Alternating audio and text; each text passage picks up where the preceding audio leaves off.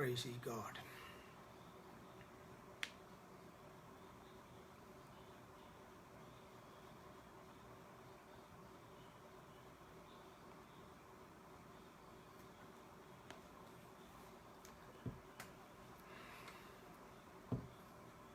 Jesus' name, hallelujah.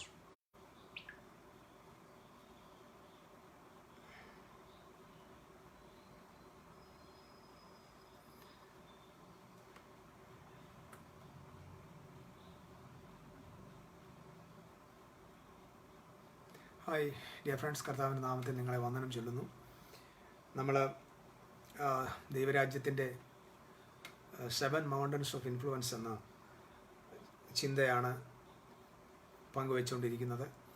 അതിൽ ഏറ്റവും അതീവ പ്രാധാന്യമുള്ള ഒരു മൗണ്ടൻ അല്ലെങ്കിൽ ഇൻഫ്ലുവൻസ് ഓഫ് മൗണ്ടൻ ആണ്, അല്ലെങ്കിൽ ഇൻഫ്ലുവൻസിങ് ഫാക്റ്റാണ് ഇന്ന് ഞാൻ നിങ്ങളുടെ മുമ്പിൽ കൈമാറാനായിട്ട് ആഗ്രഹിക്കുന്നത്.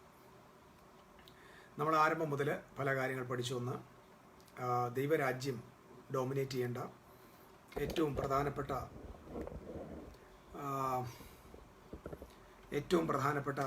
ഇൻഫ്ലുവൻസിങ് ഫാക്റ്റ് എന്ന് പറയുന്നത് റിലീജിയനാണ്. Number 1 religion. 2, നമ്മൾ കണ്ടൊരു പ്രധാന വിഷയം ഫാമിലി. മൂന്നാമത്തെ കാര്യം മീഡിയയെ നമ്മൾ കണ്ടു, മീഡിയ. 4-മതായിട്ട് പഠിച്ചത് എക്കണോമിക്കൽ വേൾഡ് അല്ലെങ്കിൽ ബിസിനസ് വേൾഡ്. 5-മതായി കഴിഞ്ഞ ദിവസം നമ്മൾ ധ്യാനിച്ചു വന്ന വിഷയം എന്ന് പറയുന്നത് ദൈവരാജ്യം ഇൻഫ്ലുവൻസ് ചെയ്യേണ്ട ഏറ്റവും പ്രധാനപ്പെട്ട മേഖലകളിലൊന്ന് ആർട്ട് ആൻഡ് എൻ്റർടൈൻമെൻറ്റ് എന്ന വിഷയമാണ്. സോ ഈ 5 വിഷയങ്ങൾ നമ്മൾ പഠിക്കുകയുണ്ടായി. ഇന്ന് ഞാൻ നിങ്ങളോട് പറയാനായിട്ട് ആഗ്രഹിക്കുന്ന വിഷയം വളരെ ഇമ്പോർട്ടൻ്റ് ആയിട്ടുള്ളൊരു വിഷയമാണ്. അത് ആക്ച്വലി കിങ്ഡം ഡോമിനേഷൻ എഡ്യൂക്കേഷൻ മേഖലകളിൽ അല്ലെങ്കിൽ വിദ്യാഭ്യാസ മേഖലകളിൽ എങ്ങനെയാണ് ഇൻഫ്ലുവൻസ് ആകേണ്ടത് എന്ന്.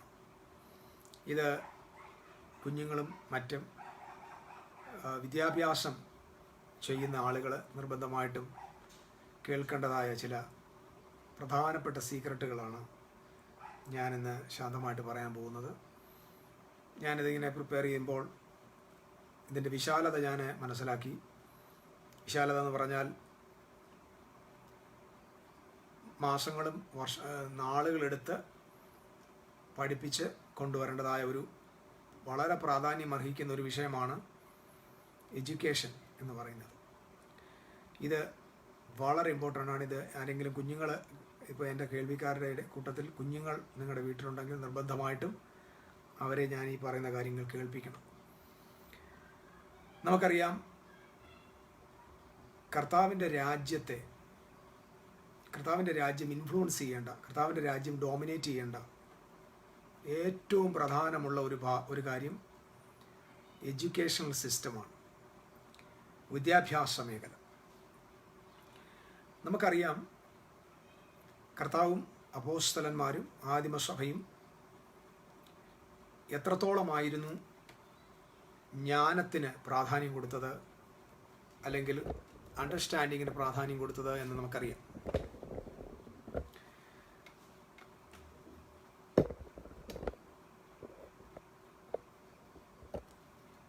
അതായത്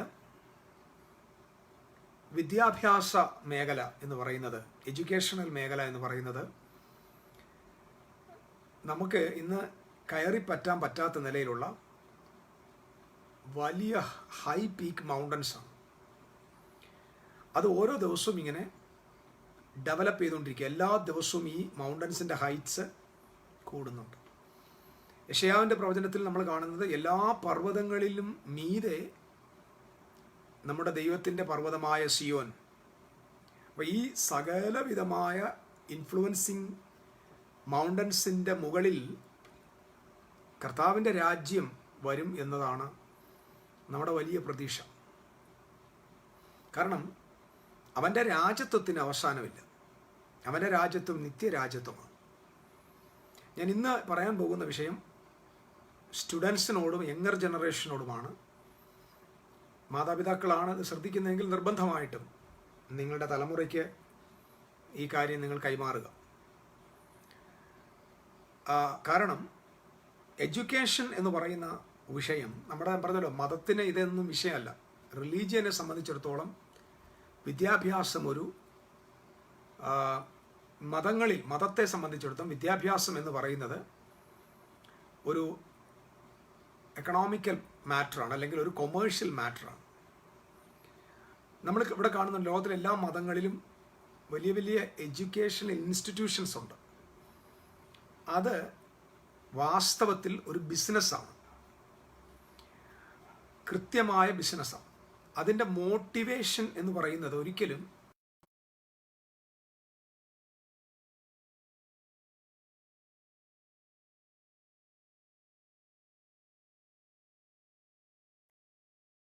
ഒരു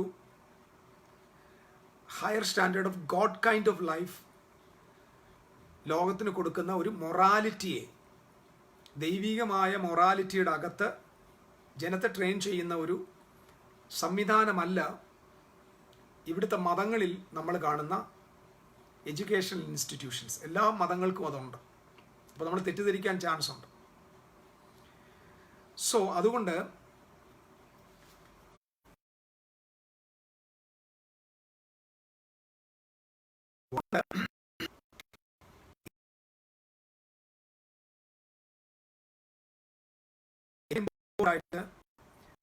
നമ്മൾ അറിയുകയും അതിൻ്റെ പോസിറ്റീവ് വശവും നെഗറ്റീവ് വശവും നമ്മൾ കൃത്യമായ നിലയിൽ പഠിക്കുകയും ചെയ്യേണ്ടതുണ്ട്. ഞാൻ ഇന്നലെ പറഞ്ഞ കാര്യത്തെ ഒന്ന് ടച്ച് ചെയ്തിട്ട് ഇന്ന് വരാം. എല്ലാ മനുഷ്യനെയും ദൈവം സൃഷ്ടിച്ചത് ദൈവം ഒരു ദൈവികമായ പൊട്ടൻഷ്യൽ കൊടുത്താണ് എല്ലാ മനുഷ്യരെയും സൃഷ്ടിച്ചത്. ഒരു കുഞ്ഞും നമ്മൾ പറയുന്ന പോലെ കഴിവില്ലാത്ത കുഞ്ഞല്ല. അപ്പം ഒരു സ്കൂളിൽ പോയി ജസ്റ്റ് പാസ്സായ, പണ്ടത്തെ കാലത്ത് പറഞ്ഞാൽ SSLCക്ക് 210 മാർക്ക്, അതാണ് ജസ്റ്റ് പാസ്. അപ്പോൾ ആ 210 മാർക്ക് വാങ്ങിച്ച ആളിനെ നമ്മുടെ ആളുകൾ പറയുന്നത് അവൻ പഠിക്കാനൊരു ബുദ്ധിയില്ലാത്തവനാണെന്ന്. അപ്പോൾ അവൻ്റെ കരിയർ അല്ലെങ്കിൽ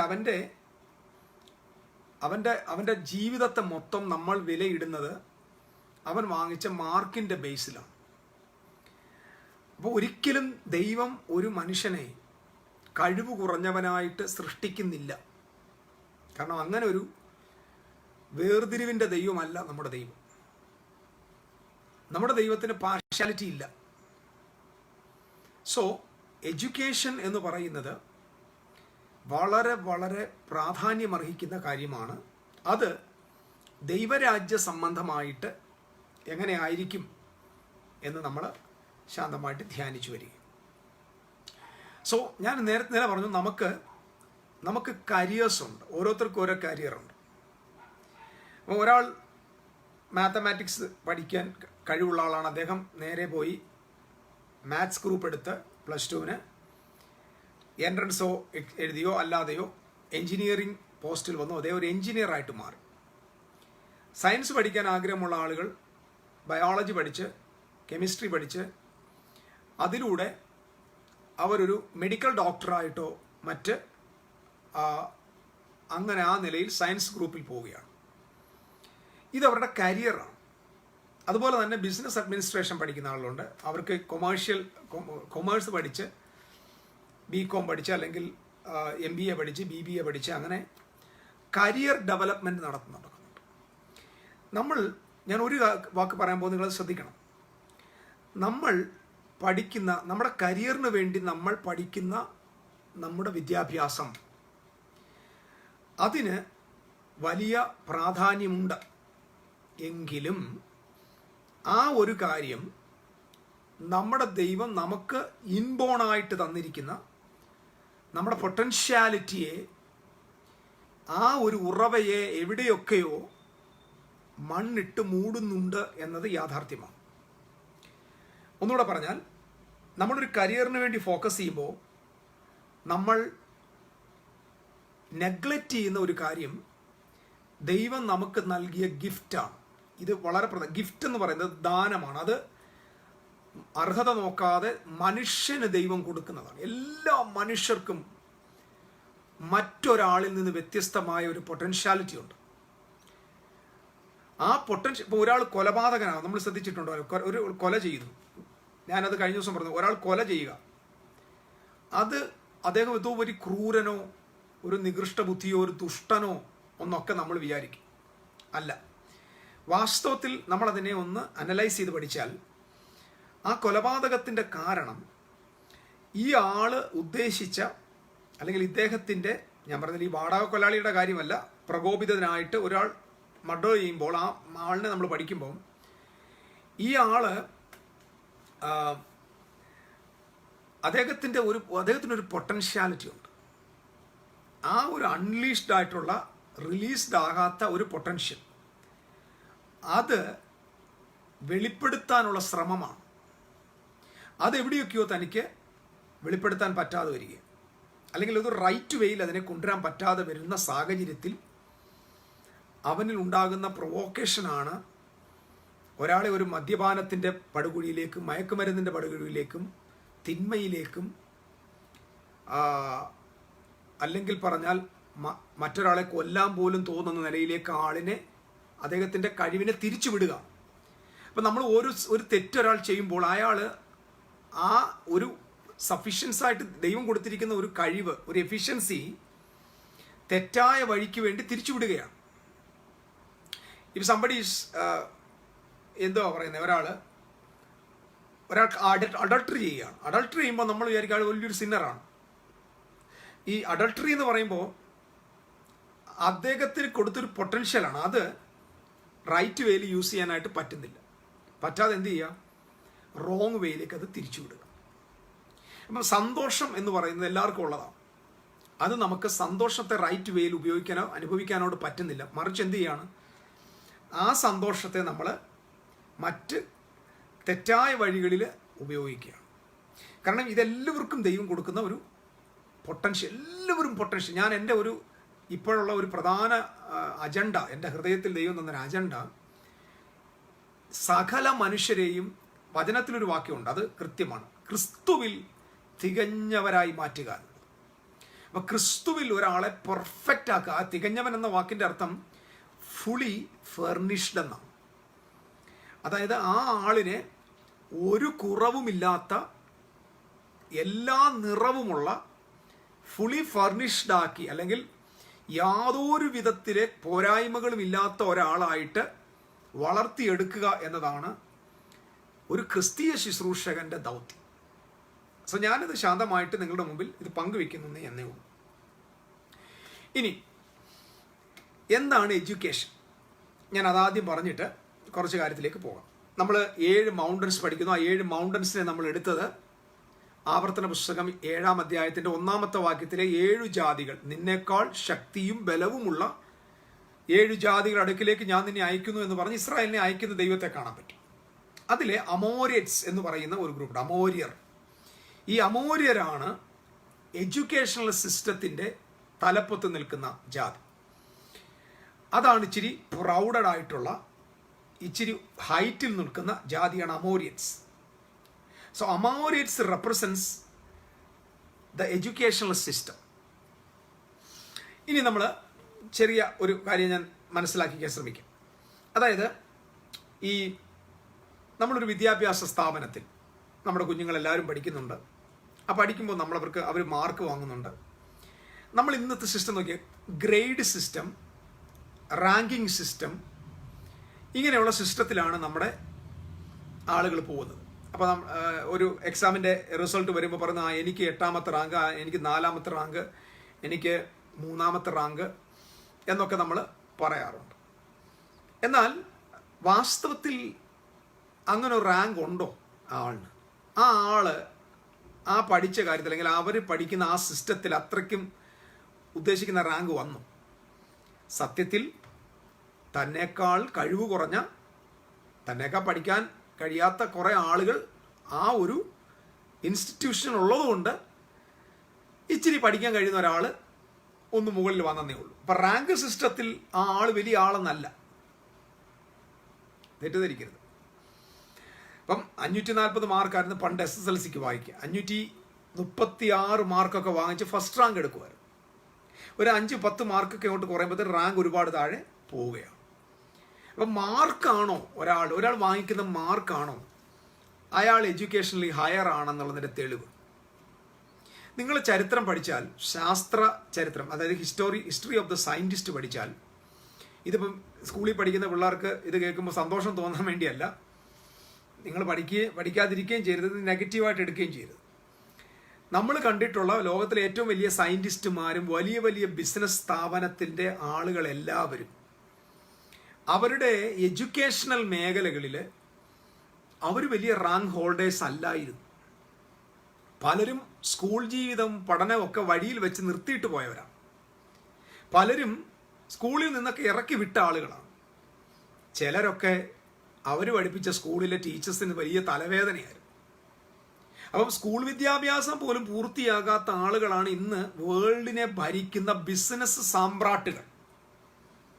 അപ്പം അവിടെ പഠിപ്പിച്ചുകൊണ്ടിരുന്ന അവരുടെ കരിക്കുലം അല്ല ഈ ആളുകളെ, ഇതാ നമ്മൾ അറിയേണ്ട കാര്യം, ഇവരെ ഡെവലപ്പ് ചെയ്ത് ലോകത്തിൻ്റെ മുമ്പിൽ ഒരു വലിയ ബിസിനസ്സിൻ്റെ നേതാവാക്കി നിർത്തിയത് അവരുടെ ക്ലാസ്സിൽ അവർ പഠിപ്പിച്ച കാക്കേ കൂടിനകത്ത് കുഞ്ഞുണ്ടോ എന്നൊക്കെ പറയുന്ന പോലെ. നമുക്കറിയാമല്ലോ, ഇപ്പം എല്ലാവരും കോളേജിലും സ്കൂളിലൊക്കെ പഠിച്ചിട്ട് വന്നാൽ മതി, എന്തെങ്കിലും ഒരു കാര്യം, ഏതെങ്കിലും ഒരു അംശം നമ്മുടെ ഈ ലോകത്ത്, ഇന്നത്തെ ലോകത്ത് പ്രയോജനപ്പെടുന്നുണ്ടോ എന്ന് ഞാൻ പലപ്പോഴും ചിന്തിച്ചിട്ടുണ്ട്. ഞാൻ എപ്പോഴും ചിന്തിച്ചിട്ടുണ്ട്, ഈ കണക്കിൽ എനിക്ക് ഭയങ്കര ഇഷ്ടമുള്ളൊരു സബ്ജക്റ്റായിരുന്നു കണക്ക്. അതിനകത്ത് ട്രിഗ്നോമെട്രി എന്ന് പറഞ്ഞ ഒരു പാർട്ട്, അതായത് ഈ sine theta plus cos theta sine theta plus cos theta കൊസി, അങ്ങനെയൊക്കെ പറയുന്നൊരു സാധനം ഉണ്ടല്ലോ, സൈൻ തീറ്റയും കോസ് തീറ്റയും ടാൻ തീറ്റ.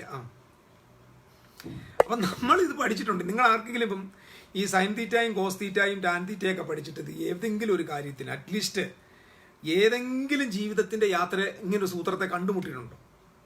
അപ്പം ഇത് കൊള്ളത്തില്ലെന്ന് ഞാൻ പറയുന്നില്ല കേട്ടോ. ഞാൻ പറഞ്ഞു വരുന്നത് ഇതൊക്കെ ഒരു ബേസാണ്. ആ ഒരു പഠനത്തിൻ്റെ ഹയറിലോട്ട് പോകാം. ആ ഹയറിലോട്ട് പോകാനുള്ള ഒരു മാർഗനിർദ്ദേശമായിട്ട് നമുക്കതിനെ കാണാൻ പറ്റും. പക്ഷെ ഒരിക്കലും നമ്മളൊരു സ്കൂളിൽ വന്ന് പഠിച്ച് നമ്മൾ വാങ്ങിച്ച മാർക്കല്ല നമുക്ക് ദൈവം തന്നിരിക്കുന്ന ഒറിജിനൽ ഗിഫ്റ്റ്. ദൈവം നമുക്ക് തന്നിരിക്കുന്ന ഒറിജിനൽ പൊട്ടൻഷ്യാലിറ്റി നമ്മൾ SSLCക്ക് വാങ്ങിച്ച മാർക്കോ നമ്മൾ +2 വാങ്ങിച്ച മാർക്കോ അല്ല. മറിച്ച് അതിനൊക്കെ ഒത്തിരി ഒത്തിരി ഒത്തിരി ഒത്തിരി അപ്പുറത്താണ് ഓരോ കുഞ്ഞിനും ദൈവം കൊടുത്തിരിക്കുന്ന കഴിവ്. 100 മാർക്കിൽ ഞാനിങ്ങനെ 110 മാർക്ക് വാങ്ങാനുള്ള കഴിവ് എല്ലാ കുഞ്ഞുങ്ങൾക്കും കൂടിയുണ്ട്. എല്ലാവർക്കും, അതായത് ഒരു 100 മാർക്കുള്ള ഒരു ക്വസ്റ്റ്യൻ പേപ്പറിന് 100 മാർക്കും വാങ്ങാനുള്ള കഴിവ് എല്ലാവർക്കും ഉണ്ട്. അവര് കൃത്യമായ നിലയിൽ അതിനെ തിരിച്ചുവിടുക എന്നത് മാത്രമാണ്. അപ്പോൾ എഡ്യൂക്കേഷൻ എന്ന് പറയുന്നത് പ്രധാനമായിട്ട് നമ്മൾ അറിയേണ്ട കാര്യം ഇങ്ങനെ 2. നമ്മളിപ്പോൾ ഇന്ന് കാണുന്ന എഡ്യൂക്കേഷണൽ സിസ്റ്റം വാസ്തവത്തിൽ മനുഷ്യനെ ആക്കി തീർക്കുന്നത് ദൈവത്തിൻ്റെ ഒറിജിനൽ പർപ്പസിൽ അല്ല. അതായത് മനുഷ്യന് ദൈവം കൊടുത്ത കഴിവുകളെ പുറത്തെടുക്കാൻ നമ്മുടെ ഇന്നത്തെ വിദ്യാഭ്യാസ സമ്പ്രദായങ്ങൾ ഒരു പരിധി വരെ പരാജയപ്പെട്ടു എന്ന് ഞാൻ പറയാം. കാരണം ഇതിനകത്ത് തന്നെ പാർഷ്യാലിറ്റി ഉണ്ട്. ഈ സിലബസ് ഉണ്ടാക്കുന്നത് തന്നെ, അല്ലെങ്കിൽ ഈ സിലബസ് ഉണ്ടാക്കുന്ന ആളുകൾ തന്നെ അവരുടെ മെൻറ്റാലിറ്റി, അല്ലെങ്കിൽ നിങ്ങൾ ശ്രദ്ധിക്കണം, ഇപ്പോൾ ഇതിൻ്റെ അകത്ത് ഒരു സിലബസ് ഉണ്ടാക്കുന്ന ആളിൻ്റെ മെൻറ്റാലിറ്റി എന്താ, അദ്ദേഹത്തിൻ്റെ ബ്രെയിൻ എത്രത്തോളം വൈഡാണ്, അദ്ദേഹത്തിൻ്റെ ചിന്ത അല്ലെങ്കിൽ അദ്ദേഹത്തിൻ്റെ മാനസിക നിലവാരം എത്രത്തോളം വളർന്നിട്ടുണ്ട്, അത് അദ്ദേഹത്തിൻ്റെ ആ കരിക്കുലത്തിൽ കാണാൻ പറ്റും. അദ്ദേഹം ഉണ്ടാക്കി വെച്ചേക്കുന്ന ആ പാഠ്യ പദ്ധതിക്കകത്ത് ആ പഠിപ്പിച്ച ആളിൻ്റെ ഇത് കാണാം. അതായത് അദ്ദേഹത്തിൻ്റെ ബ്രെയിനിൻ്റെ ഹൗ മച്ച് എത്രത്തോളം വികസിതമാണോ അത്രത്തോളം ഉള്ളൂ അദ്ദേഹത്തിൻ്റെ ആ പാഠ്യ പദ്ധതിക്ക്. അതുകൊണ്ടാണ് നിങ്ങൾ ശ്രദ്ധിച്ചിട്ടുണ്ടോ, ഈ BA യും B.Ed കഴിഞ്ഞ ടീച്ചർ പഠിപ്പിക്കുന്ന സ്റ്റുഡൻറ്റ് IAS ആകുക. പക്ഷെ ഈ ടീച്ചർ ആയുഷ്കാലത്ത് ഒരിക്കലും IAS എഴുതിയാൽ പാസ്സാവും തോന്നില്ല. ശ്രദ്ധിക്കണം. ഇന്ന് വരെ ഒരു മെഡിക്കൽ ടേം കറക്റ്റായിട്ട് അറിയാൻ വയ്യാത്ത, അല്ലെങ്കിൽ അതൊന്നും മനസ്സിലാക്കാൻ കഴിയാത്ത ടീച്ചേഴ്സ് പഠിപ്പിച്ച സ്റ്റുഡൻസ് വലിയ വലിയ ന്യൂറോ സർജൻസ് ആയി, വലിയ വലിയ highly qualified medical scientifical doctors ആയിട്ട് മാറുക. അപ്പൊ ഇത് എവിടുന്ന് വന്നാണ്? ഇവര് കൊണ്ടുവന്ന ഇവരുടെ ആ സിലബസ് അല്ല ഇവരെ ഈ ആളുകളെ മാറ്റിയത്. മറിച്ച് ഈ കുഞ്ഞുങ്ങൾക്കകത്ത് കൊടുത്ത ദൈവം കൊടുത്ത പൊട്ടൻഷ്യൽ അത് എവിടെയോ വെച്ച് കറക്റ്റായിട്ട് അത് റിലീസായി. സോ വിദ്യാഭ്യാസം, ഞാനിന്ന് പറഞ്ഞ വിദ്യാഭ്യാസം, അത് വിശുദ്ധ ബൈബിൾ വെച്ച് ഞാൻ നിങ്ങളോട് മുമ്പ് പറഞ്ഞോളാം. വിദ്യാഭ്യാസം ഒരിക്കലും ജനത്തെ കൺട്രോൾ ചെയ്യാനുള്ള ഒരു ചെങ്ങലയല്ല, ജനത്തെ ഗൈഡ് ചെയ്യാനുള്ള ഒരു വഴിയാണ്.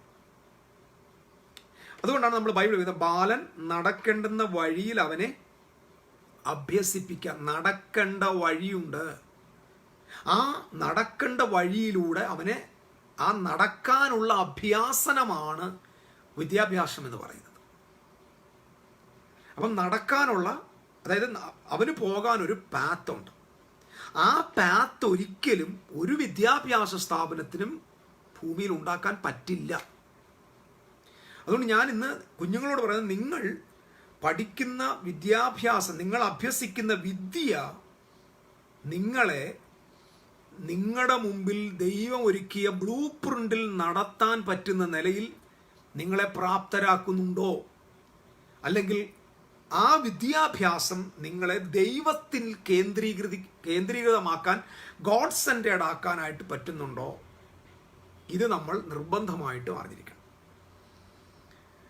ഞാൻ ഒന്നുകൂടെ പറഞ്ഞാൽ, നമ്മുടെ കരിയർ, നാം പഠിക്കുന്ന വിദ്യാഭ്യാസം നമ്മുടെ അകത്ത് ലഭിച്ചിരിക്കുന്ന ഒറിജിനൽ ടാലന്റിലേക്ക് നമ്മളെ നടത്തുന്നതായിരിക്കും.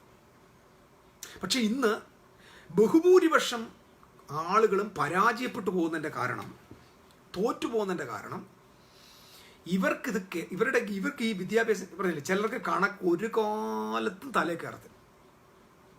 അതേസമയം അവർക്ക് വേറെ പല മേഖലകളിൽ ബ്രില്യൻ്റ് ആയിരിക്കും.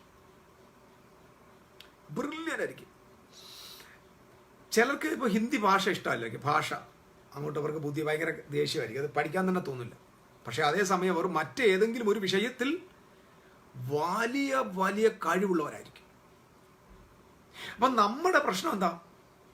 ഇന്നത്തെ വിദ്യാഭ്യാസം പോകുന്നത് വാസ്തവത്തിൽ ഒരാളുടെ കഴിവിലല്ല, മറിച്ച് വേറൊരാൾ പഠിച്ചതിൻ്റെ ഇമിറ്റേഷനാണ്.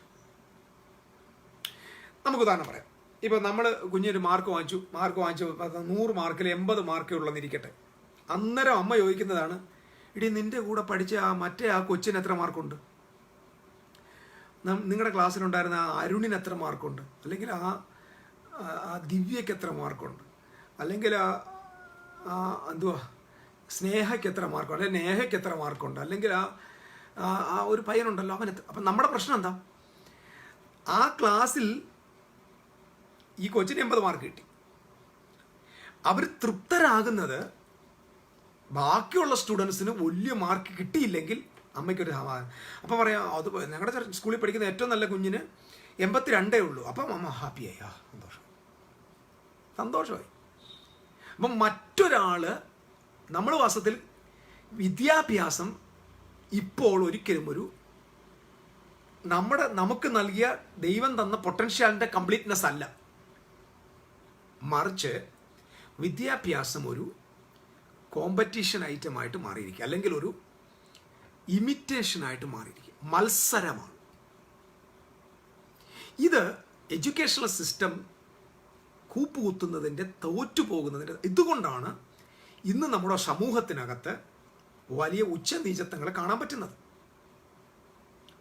ഞാൻ പറഞ്ഞല്ലോ വലിയ വലിയ ഹയർ തലങ്ങളിൽ ബിസിനസ് വേൾഡിൽ പോകേണ്ട ആളുകൾ ജീവിക്കാൻ നിവൃത്തിയില്ലാത്തവരായിട്ട് അലയുന്നത് കാണാൻ പറ്റും. കഴിഞ്ഞ ദിവസം ഞാനൊരു വീഡിയോ ഇങ്ങനെ കേട്ടപ്പോൾ അതിനകത്ത് പറയുന്നത് ഇങ്ങനെയാണ്, ഒരു രാജ്യത്തെ ഒരു മനുഷ്യൻ അദ്ദേഹത്തെ ഒരു മിഷണറി കണ്ടുമുട്ടുക. മിഷണറി കണ്ടുമുട്ടിയപ്പോൾ നൈജീരിയ. താന് തെരുവിലെ കുപ്പയൊക്കെ വാരുന്ന ജോലിയാണ് ചെയ്യുന്നത്. കുപ്പ വാരുന്ന ജോലി. സംഭവം എന്താണെന്ന് ചോദിച്ചാൽ, ഇദ്ദേഹത്തിന് വിദ്യാഭ്യാസം ഇല്ലാഞ്ഞിട്ടില്ല. ചോദിച്ചു വന്നപ്പോഴാണ് ഇദ്ദേഹം ആ നാട്ടിലെ ഏറ്റവും വലിയ യൂണിവേഴ്സിറ്റിയിൽ നിന്ന് ബിരുദാനന്തര ബിരുദം കഴിഞ്ഞ് ഒരു വലിയ സോഷ്യൽ സബ്ജക്റ്റിനകത്ത് PhD ഹോൾഡറാണ്. PhD ഹോൾഡർ അല്ലെങ്കിൽ എന്ന് പറഞ്ഞാൽ ഒരു ഡോക്ടറേറ്റ് ഹോൾഡ് ചെയ്യുന്ന ഒരാള് തെരുവില് ചവറുകൂനകൾ വൃത്തിയാക്കുന്ന ജോലിയിൽ നിൽക്കുന്നു. അതായത് വെറും ഒരു 10ാം ക്ലാസ്സിൽ താഴെയുള്ള ആൾ ചെയ്യേണ്ട ജോലിയാണ് ഒരു PhD-കാരൻ ചെയ്യുന്നു. സത്യത്തിൽ എന്താ സംഭവിച്ചത്? അവൻ പഠിച്ച എഡ്യൂക്കേഷൻ കൊണ്ട് അവൻ എന്തെത്താൻ പറ്റി? ഇപ്പൊ PhD ഹോൾഡേഴ്സ്, എനിക്കറിയാം എഞ്ചിനീയറിംഗും MTech ആയിട്ടുള്ള ആള്. ഒരിക്കൽ ഞാൻ ബഹ്റിനിൽ ചെന്നപ്പം MTech-കാരനാണ്. BTech കഴിഞ്ഞിട്ട് MTech എടുത്ത ആള്, അദ്ദേഹം അവിടെ ഒരു സെയിൽസിൽ ജോലി ചെയ്യുന്നു. അദ്ദേഹത്തിന്റെ വിദ്യാഭ്യാസവുമായിട്ടൊന്നും ഒരു ബന്ധവും ഇല്ല.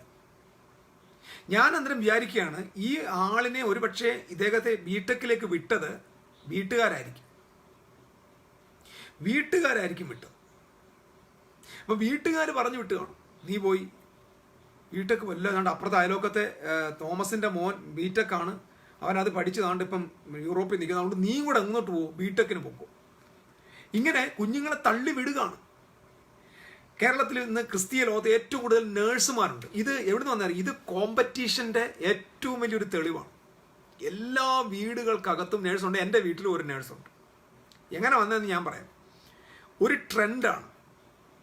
നേഴ്സസിനൊക്കെ വിദേശത്ത് വലിയ ജോലിയുണ്ട്, യൂറോപ്പിൽ പോകാൻ പറ്റും, IELTS പഠിച്ചു കഴിഞ്ഞാൽ അവിടെ ചെല്ലാം, ഇങ്ങനെ അമേരിക്കയ്ക്ക് പോകാം, യൂറോപ്പിൽ പോകാം, ഓസ്ട്രേലിയ പോകാം, ന്യൂസിലൻഡിൽ പോകാന്നുള്ള ഇങ്ങനെ ഒരു ധാരണ ഇങ്ങനെ കിടക്കുന്നതുകൊണ്ട് ക്രിസ്ത്യാനികൾക്ക് ഇങ്ങനെ ഒരു ഭയങ്കര മോഹം വന്നിട്ട് പെൺകുഞ്ഞാട്ടം കൊണ്ട് ജനിച്ചാൽ SSLC അങ്ങോട്ട് കഴിഞ്ഞാൽ ഉടനെ അവളെ തലയിലോട്ട് അങ്ങ് കുത്തിവെക്കുക, നീ നേഴ്സാണ്. നിങ്ങൾ ശ്രദ്ധിച്ചിട്ടുണ്ടോ? ഈ 100 നേഴ്സുമാരിൽ ഒരു 0.5% നേഴ്സുമാരാണ് ഗതി പിടിക്കുന്നത്. ബാക്കിയുള്ള നേഴ്സുമാരെല്ലാം ഇവിടുത്തെ സാധാരണ ക്ലിനിക്കിൽ വീട്ടുവേലക്കാരെക്കാൾ ശമ്പളമില്ലാതെ ജോലി ചെയ്യുക. ഞാനീ പറഞ്ഞു വരുന്നത്, ഇവൻ എത്ര ഹൈറ്റിലാണ് ഇവിടുത്തെ എഡ്യൂക്കേഷണൽ സിസ്റ്റം എങ്കിലും വലിയ ടെക്നോളജിക്കല്ല ഞാൻ പറയുന്നതിൽ, നിങ്ങൾ ചിന്തിക്കുന്നതിലും ഒക്കെ ഒത്തിരി വലുതാണ്. പക്ഷെ ഇതിനകത്ത് ഒരു ഫോളൻ നേച്ചർ നമ്മുടെ എഡ്യൂക്കേഷണൽ സിസ്റ്റത്തിനകത്ത് ഉണ്ടെന്ന കാര്യമാണ് ഞാൻ നിങ്ങളോട് പറഞ്ഞുകൊണ്ടിരിക്കുന്നത്. അതായത് ഒരു വിദ്യാഭ്യാസ സംവിധാനങ്ങളും ഒരു കുട്ടിയുടെ ഒറിജിനൽ പേർപ്പസിലേക്കും പൊട്ടൻഷ്യാലിറ്റിയിലേക്കും നടത്തുന്നില്ല. അതിൽ ശതമാനത്തിൽ കുറഞ്ഞ ആളുകൾ എങ്ങനെയോ അവരുടെ പൊട്ടൻഷ്യലിനെ മനസ്സിലാക്കി സക്സസീവായിട്ട് മാറുന്നുണ്ട്, അല്ലെങ്കിൽ സക്സസ്ഫുൾ ആയിട്ട് മാറുന്നുണ്ട്. 99% ഓഫ് ആൾ ഫെയിലുവേഴ്സ് ആണ്. സോ അതുകൊണ്ട് നമ്മൾ ഇമിറ്റേഷൻ, അപ്പം നമ്മുടെ ഇപ്പോഴത്തെ ട്രെൻഡ് എന്താ? ഇപ്പോഴത്തെ trend computer education, computer science. അപ്പോൾ എല്ലാം കമ്പ്യൂട്ടർ സയൻസിലോട്ട് ഓടുക. അങ്ങനല്ല പോകേണ്ടത്. ഞാൻ എല്ലാവരോടും പറയാം, എന്നെ കേൾക്കുന്ന കുഞ്ഞുങ്ങളോട് പറയാം, നിങ്ങൾ 1 കോടി ജനത്തിൻ്റെ നടുവിലാണ് നിൽക്കുന്നതെങ്കിലും ഈ പ്രപഞ്ചത്തിൽ നിങ്ങൾക്കൊരു സ്പേസ് ഉണ്ട്. ഇത് നിങ്ങൾ എവിടെയെങ്കിലും കുറിച്ച് വെച്ചോണം. You have a space in this entire universe. Because 2, നിങ്ങൾ ചെയ്യേണ്ട ഒരു ജോലിയുമുണ്ട്. അത് ലോകത്തിൽ വേറെ ആർക്കും, ഇത് നിങ്ങൾ എവിടെയെങ്കിലും കുറിച്ച് വെക്കണം. എനിക്ക് ഈ ലോകത്തൊരു സ്പേസ് ഉണ്ട്. അതായത് എനിക്ക് എൻ്റെ മിഷൻ കംപ്ലീറ്റ് ചെയ്യാൻ, എൻ്റെ ടാലൻ്റ് ഉപയോഗിക്കാനുള്ള ഒരു സ്പേസ് എനിക്കുണ്ട്.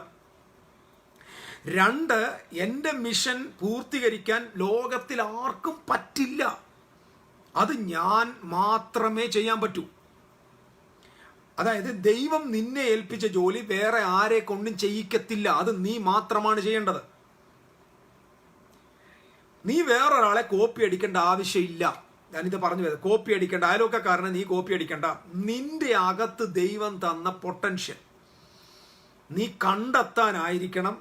നീ പ്ലേ സ്കൂൾ മുതൽ +2 വരെയുള്ള സമയങ്ങളിൽ ഒരു കുഞ്ഞറിയേണ്ട ട്രൂത്ത് എന്താണ്? എൻ്റെ ഇൻറ്റ്യൂഷൻ, എൻ്റെ അകത്ത് ജന്മനാ എനിക്ക് ലഭിച്ച എൻ്റെ ചിന്ത എന്താണ്, അല്ലെങ്കിൽ എന്നെ എന്തിനാണ് ഭൂമിയിലാക്കിയിരിക്കുന്നത്, ഇത് മനസ്സിലാക്കിക്കാൻ ഇന്നത്തെ എഡ്യൂക്കേഷണൽ സിസ്റ്റത്തിന് പറ്റുമെന്ന് എനിക്കറിയത്തില്ല. But the kingdom of God, ദൈവത്തിൻ്റെ രാജ്യം വളരെ ശക്തിയോടെ ഈ ഒരു കാര്യത്തെ ഫോക്കസ് ചെയ്യണം. ഓരോരുത്തരിലും, നിന്നിൽ ഞാനൊരു ഓട്ടോറിക്ഷ ഡ്രൈവറിനെ കാണുന്നു, നിന്നിലൊരു വർക്ക്ഷോപ്പ് ഡ്രൈവർ, ഇതൊന്നും അല്ല. ഒരാളും ഇങ്ങനില്ല. ഒരു പക്ഷെ നിങ്ങൾക്കറിയാമോ, ആ വർക്ക്ഷോപ്പിൽ ജോലി ചെയ്യുന്ന ആള് അവൻ്റെ പൊട്ടൻഷ്യൽ കറക്റ്റായിട്ട് ദൈവകൃപയിൽ ആശ്രയിച്ച് അവൻ ഉപയോഗിച്ചിരുന്നെങ്കിൽ അവനൊരു ഫോർഡ് കമ്പനിയുടെ ആളിനെ പോലെ ഒരു പുതിയ കാറ് കണ്ടുപിടിക്കാനുള്ള കപ്പാസിറ്റി ഉള്ള ആളുകളാണ് ഒരു വർക്ക്ഷോപ്പിൽ ജോലി ചെയ്യുന്നത്. നമുക്ക് ആരെയും അവരുടെ വസ്ത്രത്തിൻ്റെ ധാരണയിലോ അവരുടെ കഴിവുകളോ ഒരിക്കലും നമുക്ക് ആളിനെ താഴ്ത്താൻ പറ്റില്ല. കാരണം എഡ്യൂക്കേഷണൽ സിസ്റ്റത്തിൽ അതേ പറഞ്ഞ കിങ്ഡം ഓഫ് ഗോഡിൻ്റെ ഏറ്റവും പ്രധാനപ്പെട്ട മേഖല ഇതിനെ ഡോമിനേറ്റ് ചെയ്യണം. ഇതിനെ ഡോമിനേറ്റ് ചെയ്താലേ ഗോഡ് സെൻറ്റേർഡ് ആയിട്ടുള്ള ഒരു ട്രൂ എഡ്യൂക്കേഷണൽ സിസ്റ്റത്തെ വേൾഡിൽ കൊണ്ടുവരാൻ കഴിയത്തുള്ളൂ. എന്ന് പറഞ്ഞാൽ ഒരു ഫുൾ, നിങ്ങൾ ശ്രദ്ധിച്ചു, ഒരു ദേശത്തുള്ള 100 പേരും എൻലൈറ്റഡ് ആയാൽ എന്തായിരിക്കും പ്രത്യേകത? ഇവിടെ പ്രശ്നം അങ്ങനെ 100 പേരിൽ ഒരാൾ മാത്രമാണ് അവരുടെ ലൈഫ് ശോഭിതമാകും. ബാക്കി 99 പേരും ഈ ഒരാളെ ചുറ്റിപ്പറ്റിയാണ് ജീവിക്കുന്നത്. കഴിവില്ലാഞ്ഞിട്ടാ, വിദ്യാഭ്യാസം ചെയ്യാഞ്ഞിട്ടാ, എന്തുകൊണ്ടാണ് അവർക്ക് ഈ കാര്യങ്ങളിൽ ഉയർന്നു വരാനായിട്ട് പറ്റാത്തത്? ഞാൻ അതുകൊണ്ടാണ് പറഞ്ഞത്, നമ്പർ 1, അതുകൊണ്ടാണ് ബൈബിളിൽ സദർശ്യവാക്യം, ഞാൻ നിങ്ങളോട് പറയാം, നിങ്ങൾ വായിക്കേണ്ട ഏറ്റവും വലിയ പുസ്തകങ്ങളൊന്നാണ് സദർശ്യവാക്യം. അതിലൊരു വാക്യമുണ്ട്, യഹോവ ഭക്തി. ഇത് മോഡേൺ വേൾഡിൽ ഇപ്പോഴെന്തുവാ എന്താ പറഞ്ഞത്, മനുഷ്യൻ എന്താ പറഞ്ഞത്, ആർട്ടിഫിഷ്യൽ ഇൻ്റലിജൻസ് എന്ന് പറയുന്ന ഒരു കാര്യം. ആർട്ടിഫിഷ്യൽ ഇൻ്റലിജൻസ് എന്ന് പറഞ്ഞു കഴിഞ്ഞാൽ മനസ്സിലാവുന്നുണ്ട്, റോബോട്ട് കൊണ്ട് കാര്യങ്ങളെ നിയന്ത്രിക്കാൻ പറ്റുന്ന നിലയിൽ മനുഷ്യൻ വളരുക എന്ന് പറഞ്ഞാൽ നമ്മുടെ സ്റ്റോറുകളിലും നമ്മുടെ സൂപ്പർ മാർക്കറ്റിലൊന്നും ഇനി പോയി മനുഷ്യന് അവിടെ സെയിൽസ് ഗേളും സെയിൽസ്മാൻ ഒന്നും കാണത്തില്ല. അതുപോലെ ആർട്ടിഫിഷ്യൽ ഇൻ്റലിജൻസ് കാര്യങ്ങളെ കൺട്രോൾ ചെയ്യുന്ന നിലയിലേക്ക് അതുപോലെ ഡെവലപ്മെൻറ്റ് ഭൂമി നടക്കുന്നുണ്ട്. എന്തെല്ലാം ഡെവലപ്മെൻറ്റ് ഭൂമി നടന്നാലും മനുഷ്യൻ എല്ലാം കൂടി ഇനിയും നേരെ ചന്ദ്രനിലോട്ട് ചേക്കേറിയാലും ലോകത്തിൽ അല്ലെങ്കിൽ യൂണിവേഴ്സിൽ വേറെ ഏതൊരു ഭൂമി പോയി കണ്ടെത്തി എന്ന് പോയാലും മാറാത്ത ഒന്നേ ഈ ലോകത്തുള്ളൂ, അത് നമ്മുടെ ദൈവത്തിൻ്റെ വചനമാണ്. ആ വചനം പറയുന്നു, the fear of the Lord is the beginning of wisdom. The fear of the Lord is the beginning of knowledge എന്ന് ചിലയിടത്തുണ്ട്, വിസ്ഡം എന്ന് ചിലയിടത്തുണ്ട്. അപ്പം പ്രാക്ടിക്കൽ അണ്ടർസ്റ്റാൻഡിങ് ഒരാൾക്ക് ലഭിക്കുന്നത് ദൈവം അവന് കൊടുക്കുന്ന ദൈവഭയത്തിൽ നിന്നാണ്. The fear of the Lord, അതിന് മറ്റൊരർത്ഥം പറഞ്ഞാൽ the flow from the Lord. ദൈവത്തിൽ നിന്ന് വരുന്ന ആ ഇഷ്യൂ ഓഫ് ലൈഫിനാണ് ഒരാളെ ജ്ഞാനസമ്പൂർണനാക്കി മാറ്റാനായിട്ട് കഴിയത്തുള്ളൂ. അപ്പോൾ ഓരോരുത്തരിലും ഒരു പൊട്ടൻഷ്യാലിറ്റി ഉണ്ട്. അത് കണ്ടെത്തുന്നതാണ് നമുക്ക് ലഭിച്ചിരിക്കുന്ന ഏറ്റവും വലിയ ഭാഗ്യം എന്ന് പറയുന്നത്. നമുക്ക് ഒരു വാക്യം ബൈബിളിൽ വായിക്കാം. ഞാൻ ദൈവജനത്തിൽ ഇങ്ങനെ ഒരു വാക്യമുണ്ട്. നമുക്ക് ദൈവം മനുഷ്യനെക്കുറിച്ചുള്ള ദൈവത്തിൻ്റെ പദ്ധതി പറയുന്ന ഒരു വാക്യം. യെരമ്യാവിന്റെ പ്രവചനം 29-ാം അധ്യായത്തിന്റെ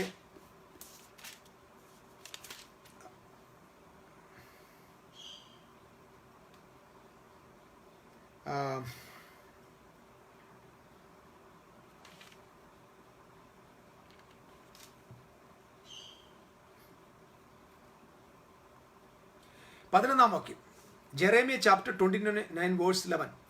നിങ്ങൾ പ്രത്യാശിക്കുന്ന ശുഭഭാവി വരുവാൻ, ഇത് വളരെ പ്രധാനപ്പെട്ട കാര്യമാണ്.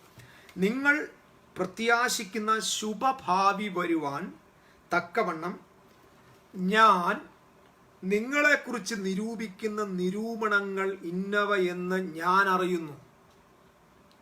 ഓരോ മനുഷ്യനോടുള്ള ദൈവത്തിൻ്റെ വാക്കുകളെ,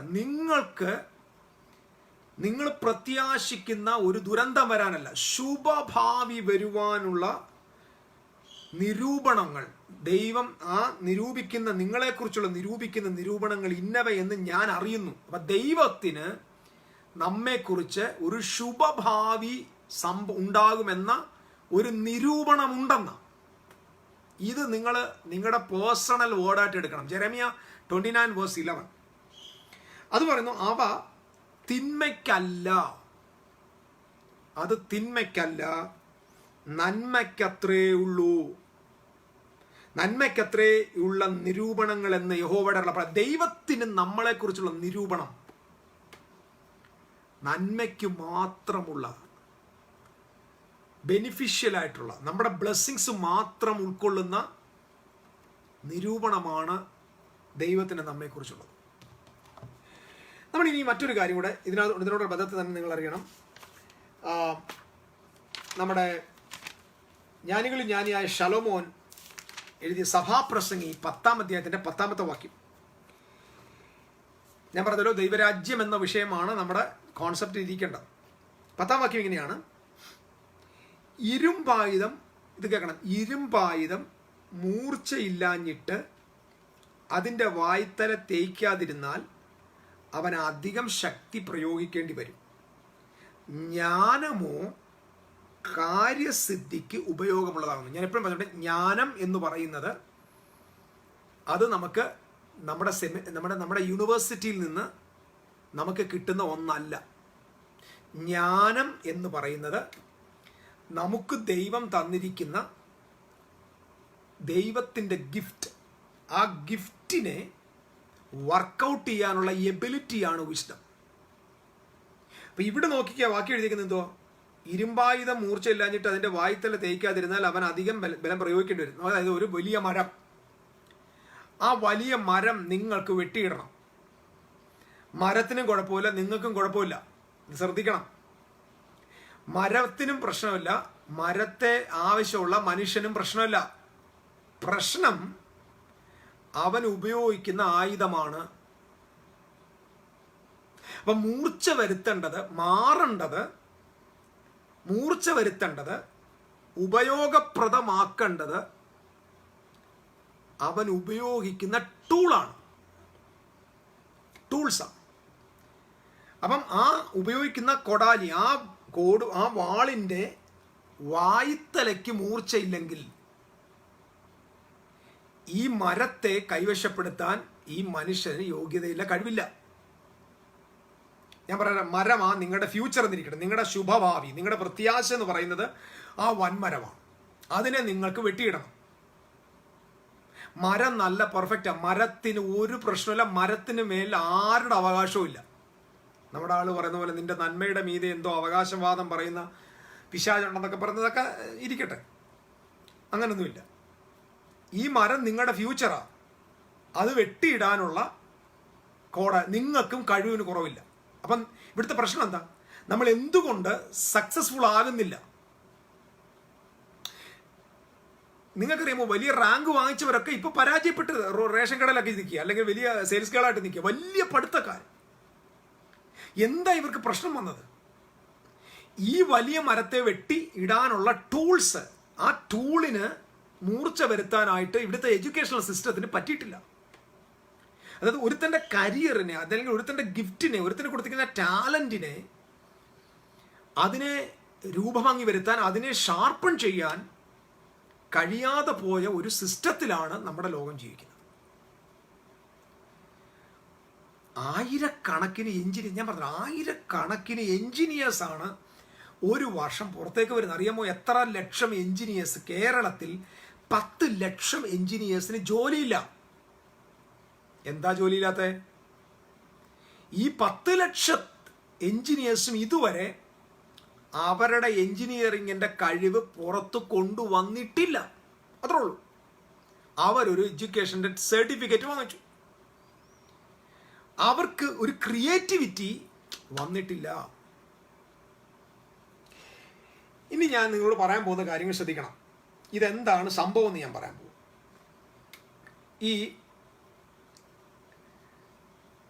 നമ്മൾ അറിയേണ്ട ഒരു പ്രധാന കാര്യം, ഒരു മനുഷ്യന് അവൻ്റെ ബ്രെയിന്, ഇനി ഇച്ചിരി ഞാനൊരു സയൻസ് പറയുകയാണ്, ശ്രദ്ധിക്കുക. ഒരു മനുഷ്യൻ്റെ ബ്രെയിന് 2 പ്രധാന ഭാഗങ്ങളാണ്. 2 പ്രധാന ഭാഗം എന്ന് പറഞ്ഞാൽ 2ആയിട്ടാണ് ഇതിനെ ഡിവൈഡ് ചെയ്തത്. അതിനെ ഒന്ന് ലെഫ്റ്റ് ബ്രെയിൻ എന്നും രണ്ടാമത്തത് റൈറ്റ് ബ്രെയിൻ, അല്ലെങ്കിൽ റൈറ്റ് ബ്രെയിനും ലെഫ്റ്റ് ബ്രെയിനും. അതായത് ഒരു മനുഷ്യൻ്റെ വലതുഭാഗത്തെ തലച്ചോറും ഇടതുഭാഗത്തെ തലച്ചോറും. നമ്മൾ പിറന്നു വീഴുന്നത് തന്നെ, ഞാൻ ആദ്യം ഇത് എന്താ ഈ ലെഫ്റ്റ് ബ്രെയിനിസം എന്താണെന്നും റൈറ്റ് ബ്രെയിനിസം എന്താണെന്നും നിങ്ങളോട് പറയാൻ പോകും. ഈ ലെഫ്റ്റ് ബ്രെയിനിൻ്റെ പ്രത്യേകത, അത് വെർബൽ എന്ന് പറഞ്ഞാൽ വാക്കിലധിഷ്ഠിതവും, ഒരു ഇൻഫർമേഷൻ കിട്ടിയത്, അതായത് ഒരു കാര്യം മനസ്സിലാക്കിയാൽ അത് ഇൻഫർമേഷൻസ് അനലിറ്റിക്കലിയും സ്വീക്കൻലിയുമായിട്ട് പ്രോസസ്സ് ചെയ്യുന്ന ഒരു ഭാഗമാണ്. അതായത് ലെഫ്റ്റ് ബ്രെയിനിൻ്റെ പ്രത്യേകത, ഇത് നിങ്ങൾ എല്ലാവരും ശ്രദ്ധിച്ചോണം. ലെഫ്റ്റ് ബ്രെയിനിൻ്റെ പ്രത്യേകത, നമ്മളൊരു കാര്യം കണ്ടു, ഒരു വാക്ക് കണ്ടു, ഒരു കാര്യം കണ്ടു, കഥ കണ്ടു, ഇതെല്ലാം കണ്ടിട്ട് ഒരുമിച്ച് ഇതിനെ ശാന്തമായിട്ട് സ്ലോ ആയിട്ട് it will put it together. ഇത് സ്ലോ ആയിട്ട് സ്വീക്കൻ്റ് ആയിട്ട് പ്രോസസ്സ് ചെയ്ത് അതിനെ ഒരു പിക്ചറാക്കി വരും. ഉദാഹരണം പറഞ്ഞാൽ പസിൽ ഗെയിം പോലെ, പസിൽ പോലെയാണ്. ഇതിനകത്ത് 100 പസിലുണ്ടെങ്കിൽ ആ 100 പസിലിനെ കളക്ട് ചെയ്ത് കൃത്യമായിട്ട് അനലൈസ് ചെയ്ത് പ്രോസസ്സ് ചെയ്ത് കുറേ നേരം എടുക്കും ഒരു പിക്ചർ പുറത്തു കൊണ്ടുവരാൻ. ഇതാണ് ലെഫ്റ്റ് ബ്രെയിനിസം എന്ന് പറയുന്നത്. ഈ ലെഫ്റ്റ് ബ്രെയിനിസത്തിനകത്ത് ഓരോ ഇൻഡിവിജ്വൽ ബൈറ്റ്സ് ആണ്, അതായത് ഓരോ പസിൽസ് ആണ്. ഓരോ പസിൽസിൻ്റെ ഇൻഫോർമേഷൻസ് എടുത്തിട്ട് പുടി ടുഗദർ, അത് വീണ്ടും അതിനെ ഒന്നാക്കിയിട്ട് അങ്ങനെ ഒരു പിക്ചറിനെ ഉണ്ടാക്കിയെടുക്കും. അതായത് ഇതിന് ബൈറ്റ്സ് കിട്ടണം. ഈ ലെഫ്റ്റ് ബ്രെയിൻ്റെ പ്രത്യേകത, ലെഫ്റ്റ് ബ്രെയിന് ബൈറ്റ്സ് കിട്ടിയെങ്കിൽ അത് അനലൈസ് ചെയ്ത് പെതുക്കെ സ്ലോ ആയിട്ട് ഒരു കാര്യത്തെ അത് പല സ്ഥലങ്ങളിൽ നിന്നുണ്ടെങ്കിൽ ഇത് കളക്ട് ചെയ്തിട്ട് ഒരു പിക്ചറാക്കി പുറത്തു കൊണ്ടിരുന്നു. അത് സ്റ്റെപ്പ് ബൈ സ്റ്റെപ്പായിട്ട് ചെയ്യുകയാണ്. അല്ലെങ്കിൽ പ്രൈമറി ആയിട്ട് പറഞ്ഞാൽ ഇൻഫർമേഷൻ കളക്ട് ചെയ്ത് അതുകൊണ്ടാണ് ചില ആളുകൾക്ക് ഈ കഥ അറിയാതെ ആട്ടം കാണുക എന്നൊക്കെ പറഞ്ഞു കേട്ടിട്ടുണ്ട്. ഒന്നും മനസ്സിലാവത്തില്ല. കാരണം എന്താണെന്നറിയാമോ, ഈ ലെഫ്റ്റ് ബ്രെയിനിസത്തിൽ ജീവിക്കുന്ന ആളുകൾക്ക് അണ്ടർസ്റ്റാൻഡിങ് കുറവായിരിക്കും. ഈ അണ്ടർസ്റ്റാൻഡിങ് എന്ന സംഭവമല്ല, സ്പിരിറ്റ് ഓഫ് അണ്ടർസ്റ്റാൻഡിങ്. നമ്മൾ ഒരു മനുഷ്യൻ ജനിക്കുമ്പോൾ ലെഫ്റ്റ് ബ്രെയിൻ പ്രോസസ്സർ ആയിട്ടും റൈറ്റ് ബ്രെയിൻ പ്രോസസ്സറായിട്ടാണ് ജനിക്കുന്നത്. ഒരാൾ ലെഫ്റ്റ് ബ്രെയിൻ പ്രോസസ്സറായിട്ട് ജനിക്കുമ്പോൾ, അല്ലെങ്കിൽ ഒരാൾ ഡോമിനൻ്റ് ആണെങ്കിൽ ആ ആളിന് വിസ്ഡം അല്ല, ആ ആളിന് അണ്ടർസ്റ്റാൻഡിങ് കുറവായിരിക്കും. പക്ഷേ ഇദ്ദേഹം ഭയങ്കരമായിട്ട് മാർക്ക് വാങ്ങിക്കും. നമ്മൾ കണ്ടിട്ടില്ലേ, എല്ലാം കുട്ടി കറക്റ്റ് പേപ്പർ കാണും, മാർക്കൊക്കെ കിട്ടും. ഇവർ ഈ ലെഫ്റ്റ് ബ്രെയിനിസമാണ്. എന്നാൽ അതേ സ്ഥലത്ത് തന്നെ റൈറ്റ് ബ്രെയിനിസം എന്ന് പറയുന്ന സംഭവമുണ്ട്. റൈറ്റ് ബ്രെയിനിസം എന്ന് പറഞ്ഞു കഴിഞ്ഞാൽ ഇത് ഹൈലി ഓർഗനൈസ്ഡ് ആണ്. അതായത് റൈറ്റ് ബ്രെയിൻ എന്ന് പറഞ്ഞാൽ നമ്മുടെ റൈറ്റ് ബ്രെയിൻ നമ്മുടെ തലയിൽ തന്നെയുള്ള പ്രശ്നമാണ്. 2 സിസ്റ്റത്തിലാണ് നമ്മൾ ജീവിക്കുന്നത്. ഒന്നുകിൽ നമ്മൾ ലെഫ്റ്റ് ബ്രെയിനിസം ആയിരിക്കും, അല്ലെങ്കിൽ നമുക്ക് റൈറ്റ് ബ്രെയിനിസം ആയിരിക്കും. ഈ ലെഫ്റ്റ് ബ്രെയിൻസ് ആളുകൾ നമ്മൾ ഭയങ്കര സ്ലോ ആണ്. ഈ നമ്മുടെ നാട്ടിൽ പറയുന്നുണ്ട്, ഈ ട്യൂബ്ലൈറ്റ് ആണെന്നൊക്കെ പറഞ്ഞു കേട്ടിട്ടുണ്ട്. നിങ്ങൾക്ക് മനസ്സിലാക്കാൻ വേണ്ടി പറയുകയാണ് കേട്ടോ. കാരണം ഈ സയൻസ് പറയുമ്പോൾ ഹിസ്റ്ററി പറയുമ്പോഴൊക്കെ ചില ബുദ്ധിമുട്ട് വരും. ഈ റൈറ്റ് സൈഡ് ബ്രെയിനിസം എന്ന് പറഞ്ഞാൽ ഹൈലി ഓർഗനൈസ്ഡ് ആണ്. ഓർഗനൈസ്ഡ് മീൻസ് എന്ന് പറഞ്ഞു കഴിഞ്ഞാൽ ഞാൻ നേരത്തെ പറഞ്ഞ പോലെ ലെഫ്റ്റിനെ ആദ്യം പറയാം. ലെഫ്റ്റ് എന്ന് പറയുന്നത് സിസ്റ്റമാറ്റിക് ആയിട്ട് അനലൈസ് ചെയ്ത് listing, planning, rules, keeping time, ഇതൊക്കെ ശ്രദ്ധിക്കണം. അതിനകത്ത് ഒത്തിരി കുഴപ്പങ്ങളും ഉണ്ട്, നല്ലതുകൊണ്ട്. ഞാൻ പറഞ്ഞത് കാരണം ഇൻഫർമേഷൻ അല്ലെങ്കിൽ ഒരു ക്രിയേറ്റിവിറ്റിക്ക് ലെഫ്റ്റ് ബ്രെയിൻ പറ്റില്ല. ഈ ലെഫ്റ്റ് ബ്രെയിനിൻ്റെ പ്രോസസ്സ് വരുമ്പോൾ അതിനകത്ത് ലിസ്റ്റിംഗ് ഉണ്ട്, പ്ലാനിങ് ഉണ്ട്, സമയ ക്ലിപ്തത, ഇങ്ങനെ ആ കുറച്ച് കാര്യങ്ങളകത്ത് ഡിസിപ്ലിൻ, എല്ലാം ഒരു അനലിറ്റിക്കൽ ഓർഡറിലാണ് പോകുന്നത്. കറക്റ്റാണ് അവർ ഭയങ്കര സിസ്റ്റമാറ്റിക് ആയിരിക്കും. അവർ കറക്റ്റ് ലിസ്റ്റിൽ ഇങ്ങനെ നന്നായിട്ട് അത് ഒബ്സർവ് ചെയ്തേ പോകത്തുള്ളൂ. ലോജിക്കലായിരിക്കും, സ്വീക്കൻഷ്യലായിരിക്കും, റാഷണലായിരിക്കും, അനലിറ്റിക്കലായിരിക്കും, ആൻഡ് ഒബ്ജക്റ്റീവായിരിക്കും. അതായത് ലെഫ്റ്റ് ബ്രെയിൻ ഞാനിത് ഇങ്ങനെ എഴുതി വെച്ചിരിക്കുന്നത്, left brain listens to what is being said and communicate verbally. നമ്മൾ പറയുന്നത് കേട്ട് കമ്മ്യൂണിക്കേഷനിലൂടെ, കേൾക്കുന്നതിലൂടെ അറിവുകളെ സമ്പാദിക്കുന്ന, കേട്ട് പഠിക്കുന്ന ഒരു നേച്ചറാണ് ലെഫ്റ്റ് ബ്രെയിനിസം. മനസ്സിലാകുന്നു? നമ്മുടെ എഡ്യൂക്കേഷൻ ഏറ്റവും കൂടുതൽ ലോകത്തെ സകല വിദ്യാഭ്യാസവും വളർത്തിയെടുക്കുന്നത് ലെഫ്റ്റ് ബ്രെയിനിസമാണ്. ലെഫ്റ്റ് ബ്രെയിനിസത്തിനകത്ത് ക്രിയേഷൻ ഇല്ല, ഇന്നോവേഷൻ ഇല്ല, ഡെവലപ്മെന്റ്സ് ഇല്ല. മറിച്ച് പഠിച്ച കാര്യങ്ങൾ സിസ്റ്റമാറ്റിക്കായിട്ട്, അനലിറ്റിക്കലായിട്ടും, ക്രിട്ടിക്കലായിട്ടും, റാഷണലായിട്ടും, ഒബ്ജക്റ്റീവായിട്ടും പ്ലാൻ ചെയ്ത് ലിസ്റ്റ് ചെയ്ത് കൃത്യമായിട്ട് അവതരിപ്പിക്കാനുള്ള കൃത്യനിഷ്ഠത ഒരു ലെഫ്റ്റ് ബ്രെയിനിസത്തിൽ ജീവിക്കുന്ന ആളിനുണ്ട്. പക്ഷെ അദ്ദേഹത്തിന് ഒരിക്കലും ഒരു കാര്യത്തെ സൃഷ്ടിക്കാൻ അല്ലെങ്കിൽ പുതിയൊരു കാര്യത്തെ ചിന്തിക്കാനുള്ള ഐഡിയ ലെഫ്റ്റ് ബ്രെയിനത്തിൽ, കാരണം ലെഫ്റ്റ് ബ്രെയിനിസം ഫങ്ഷൻ ആകുന്നത് വെർബൽ കമ്മ്യൂണിക്കേഷനിലൂടെ. ഇനി നമ്മൾ അറിയേണ്ട രണ്ടാമത്തെ കാര്യം, what is our right brain? Right ബ്രെയിൻ്റെ പ്രത്യേകത ഇറ്റ് ഈസ് വിഷ്വൽ ആണ്. Visual and process information intuitively and simultaneously. അതാണ് അതിൻ്റെ. അതായത് റൈറ്റ് ബ്രെയിൻ്റെ പ്രത്യേകത, അത് തുടക്കത്തിൽ തന്നെ ഒരു വലിയ പിക്ചർ കാണും. ആ പിക്ചറിനെ അനലൈസ് ചെയ്ത് പ്രോസസ് ചെയ്ത് ആ കഴിവ് കൊണ്ട് അതിനെ സിസ്റ്റമാറ്റിക്കായി സൈമൾട്ടേനിയസ്ലി എന്താക്കും? പ്രോസസ് ചെയ്ത് അനലൈസ് ചെയ്ത് പുറത്തു കൊണ്ടുവരും. ഒന്നുകൂടെ പറയാം. ലെഫ്റ്റിൻ്റെ പ്രത്യേകത, കിട്ടുന്ന ഇൻഫർമേഷൻസ് ബിറ്റ് ബിറ്റായിട്ട് കളക്ട് ചെയ്ത് ഒരു പിക്ചർ ഉണ്ടാക്കും. റൈറ്റ് ബ്രെയിൻ്റെ പ്രത്യേകത, പുള്ളി ഒരു പിക്ചർ ഉണ്ടാക്കാനൊന്നും പോകത്തില്ല, മറിച്ച് പുള്ളി ആദ്യമേ ഇതിൻ്റെ ടോട്ടൽ പിക്ചറിനെ റിസീവ് ചെയ്യും. നിങ്ങൾക്കറിയുമ്പോൾ ഈ റൈറ്റ് ബ്രെയിനിസം ഹൈലി ഇൻ്റലക്ച്വലാണ്. ഇന്നത്തെ എഡ്യൂക്കേഷണൽ സിസ്റ്റം എവിടെയാ പോയി പരാജയപ്പെടുന്ന ഞാൻ പറയാം. ഒരാൾ ഒരു റൈറ്റ് ബ്രെയിനിസത്തോടെ ആയിരിക്കും നമ്മുടെ കോളേജുകളിൽ വരുന്നത്, നമ്മുടെ സ്കൂളുകളിൽ വരുന്നത്. പക്ഷേ അദ്ദേഹം അവിടുന്ന് ഗ്രാജുവേറ്റ് ചെയ്ത് പുറത്തിറങ്ങുമ്പോൾ 99% ഓഫ് ആളുകളും ലെഫ്റ്റ് ബ്രെയിനിസത്തിലേക്ക് വന്നിരിക്കും. Because of the educational curriculum. Creative അല്ല. നമ്മുടെ കുഞ്ഞുങ്ങൾ ക്രിയേറ്റീവ് ആകുന്നില്ല. നമ്മുടെ കുഞ്ഞുങ്ങളെ ലെഫ്റ്റ് ബ്രെയിനിസത്തിലേക്ക് നടത്തുന്ന ഒരു സിസ്റ്റമാണ് ഇന്ന് നമ്മുടെ വേൾഡിൽ ചലിച്ചുകൊണ്ടിരിക്കുന്നത്. ഇത് പെർഫെക്റ്റ്ലി പ്യോർലി ഗ്രീക്ക് ഫിലോസഫിക്കൽ ഡെവലപ്മെൻ്റാണ്. ഈവൻ നമ്മുടെ സുവിശേഷങ്ങളിലും അതുണ്ട്. നമ്മുടെ സുവിശേഷവും ലെഫ്റ്റ് ബ്രെയിനിസമാണ്. നമ്മൾ ഇന്ന് കേൾക്കുന്ന സുവിശേഷമില്ലേ, നമ്മൾ ഇന്ന് കേൾക്കുന്ന സുവിശേഷങ്ങളിലെല്ലാം ലെഫ്റ്റ് ബ്രെയിനിസം. ഓരോ കാര്യങ്ങൾ അടുത്തടുത്ത് ഫുൾ പിക്ചർ അറിയത്തില്ല. അന്നേരം കിട്ടുന്നതാണ് അവരുടെ ഇൻഫോർമേഷൻ. അതിനെ പ്രോസസ്സ് ചെയ്ത് സിസ്റ്റമാറ്റിക്കായിട്ട് ഇപ്പം ഇത് നമ്മൾ കാണുന്ന എല്ലാ കാര്യങ്ങളും അതിങ്ങനെ ആ ലെഫ്റ്റ് ബ്രെയിനിസമാണ്.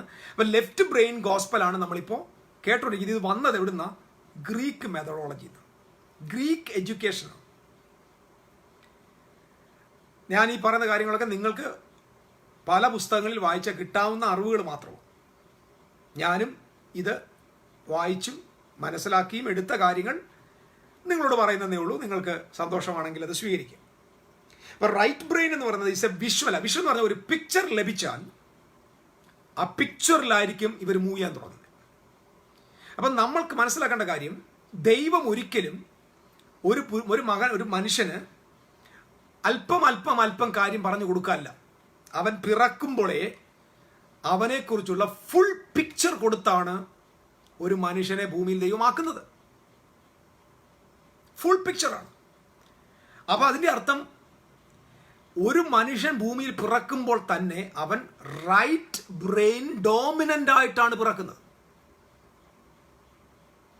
ഞാൻ ഇന്ന് പറയുന്നത് വളരെ സ്കോളാസ്റ്റിക്കലി നിങ്ങൾക്ക് മനസ്സിലാക്കേണ്ട കാര്യം ഞാൻ സരളമായ ഭാഷയിൽ പറഞ്ഞുതരും. റൈറ്റ് ബ്രെയിനിലാണ്.